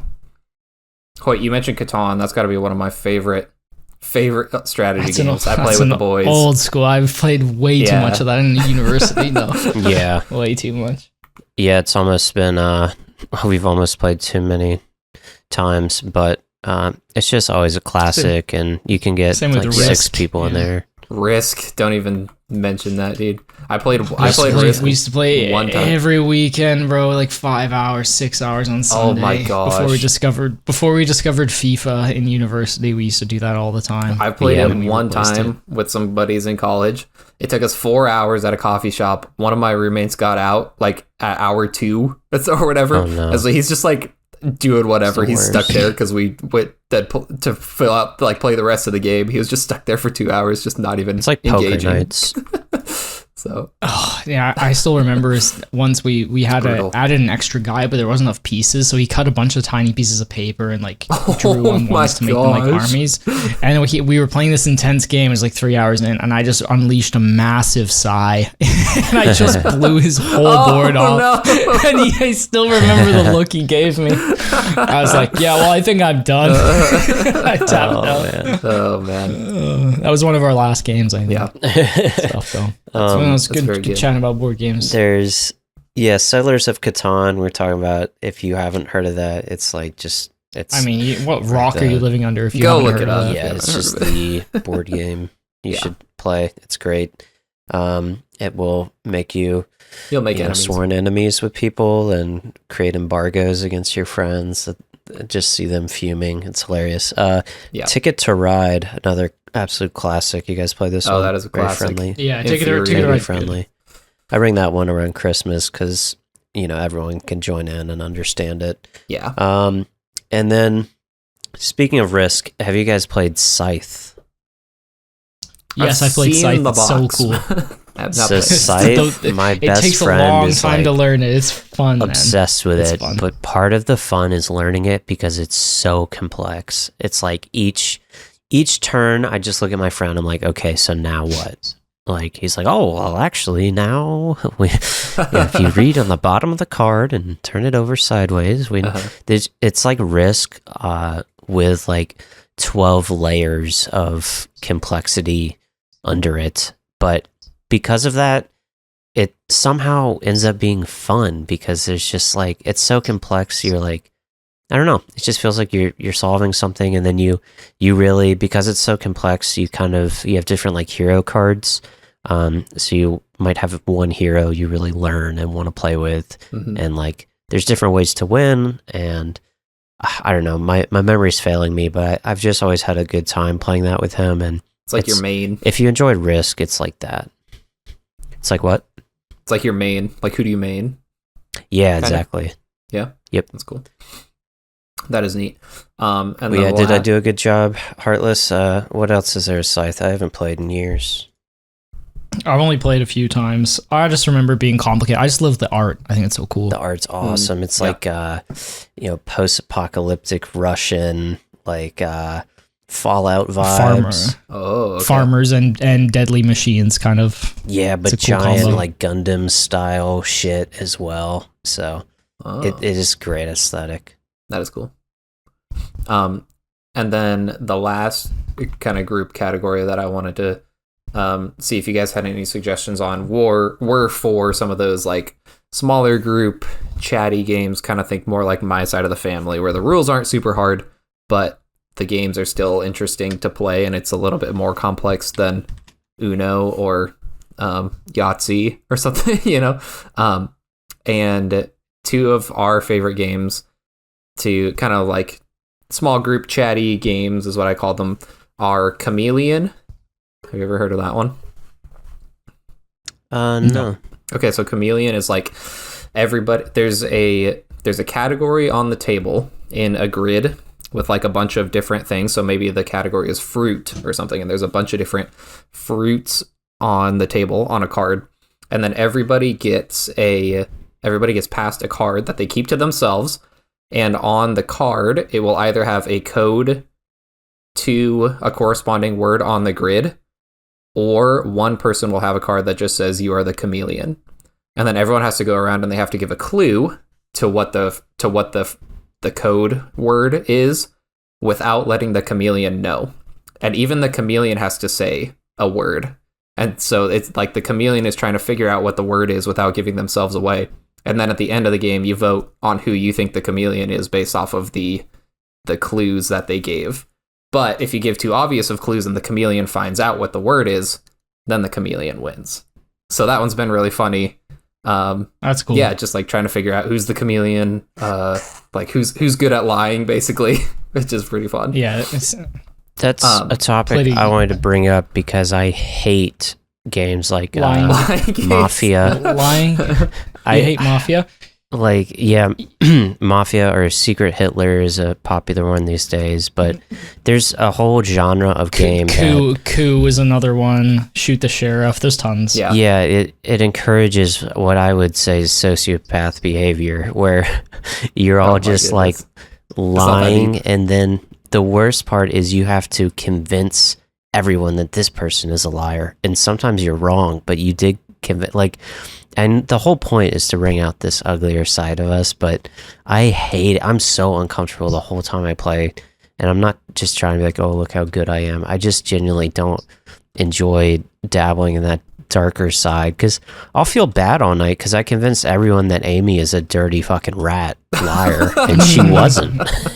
And I'm like, geez. I know she knows it's a game, but I looked everyone in the eyes and said, she's a fucking lying piece. Oh my god, Hoyt, you're a monster. You are a monster, dude. Oh my goodness. And then I get really like, I don't like just looking people in the eye and lying to them. It's like, that's not me. I hate it. Ugh. I don't know. Hoyt probably has it. He's got a tell. Got to find out what Hoyt's tell is when he's lying. He gets overly just, aggressive if he's the liar and he's trying to blame someone else. So that's a good one to kind of start off if people aren't really into board games, but you still want to bust something out. And then the other one that we've really been liking is called So Clover. And this is a new one that we found. It's kind of a word association game where your board, everyone gets their own board, and it's like a 4-leaf clover. And so if you think about it, each clover leaf on those 4 leaves has like two kind of like leaves with it. And so what you have to do is you get 4 cards that you put in the middle, and those will like in a square. And so on one side of the leaf, you'll have 2 words right next to each other on one side of your 4-leaf clover. And then you have to come up with a word that like associates those 2 together. And you have to do that for each side of the clover. So you're coming up with just 4 words to associate words, the inside words with. And then you take those cards off of the board, so you're just left only with the words that you came up with. And then the other people have to figure out how those cards were situated and what words correspond to what words. And so it's been pretty fun. Like, you get some pretty good word association things. One of my favorite ones was they wrote down engineer was the word that they came up with. And the 2 words they were trying to assimilate together were cold genius. And I just thought that was really funny. So that's a pretty fun one. That was good. Yeah. Do you guys have any other kind of like small group games that you like that are a little bit easier for people who are not super into pretty much covered long strategy games? I'll just say my friends like playing bridge, very classic card game with like trumps and tricks and whatever, but it's fun because there's like a level of strategy and it's simple to understand. So check out bridge if you're camping and have a table. It's exciting. Yeah. Well, there you go. There's some recommendations. Very easy to long, hard games, whatever you guys like. So check them out. Let us know what you think. Let us know what your favorite board games, card games are. Anything else for this week, fellas? Don't think so. It's a nice, healthy one. Yes, sir. We got exciting stuff on the horizon, so I think we'll have some banger podcasts on all the new stuff coming. So, excited. All right. Well, have a great week, guys, and we'll catch you all in the next one. See ya. Peace.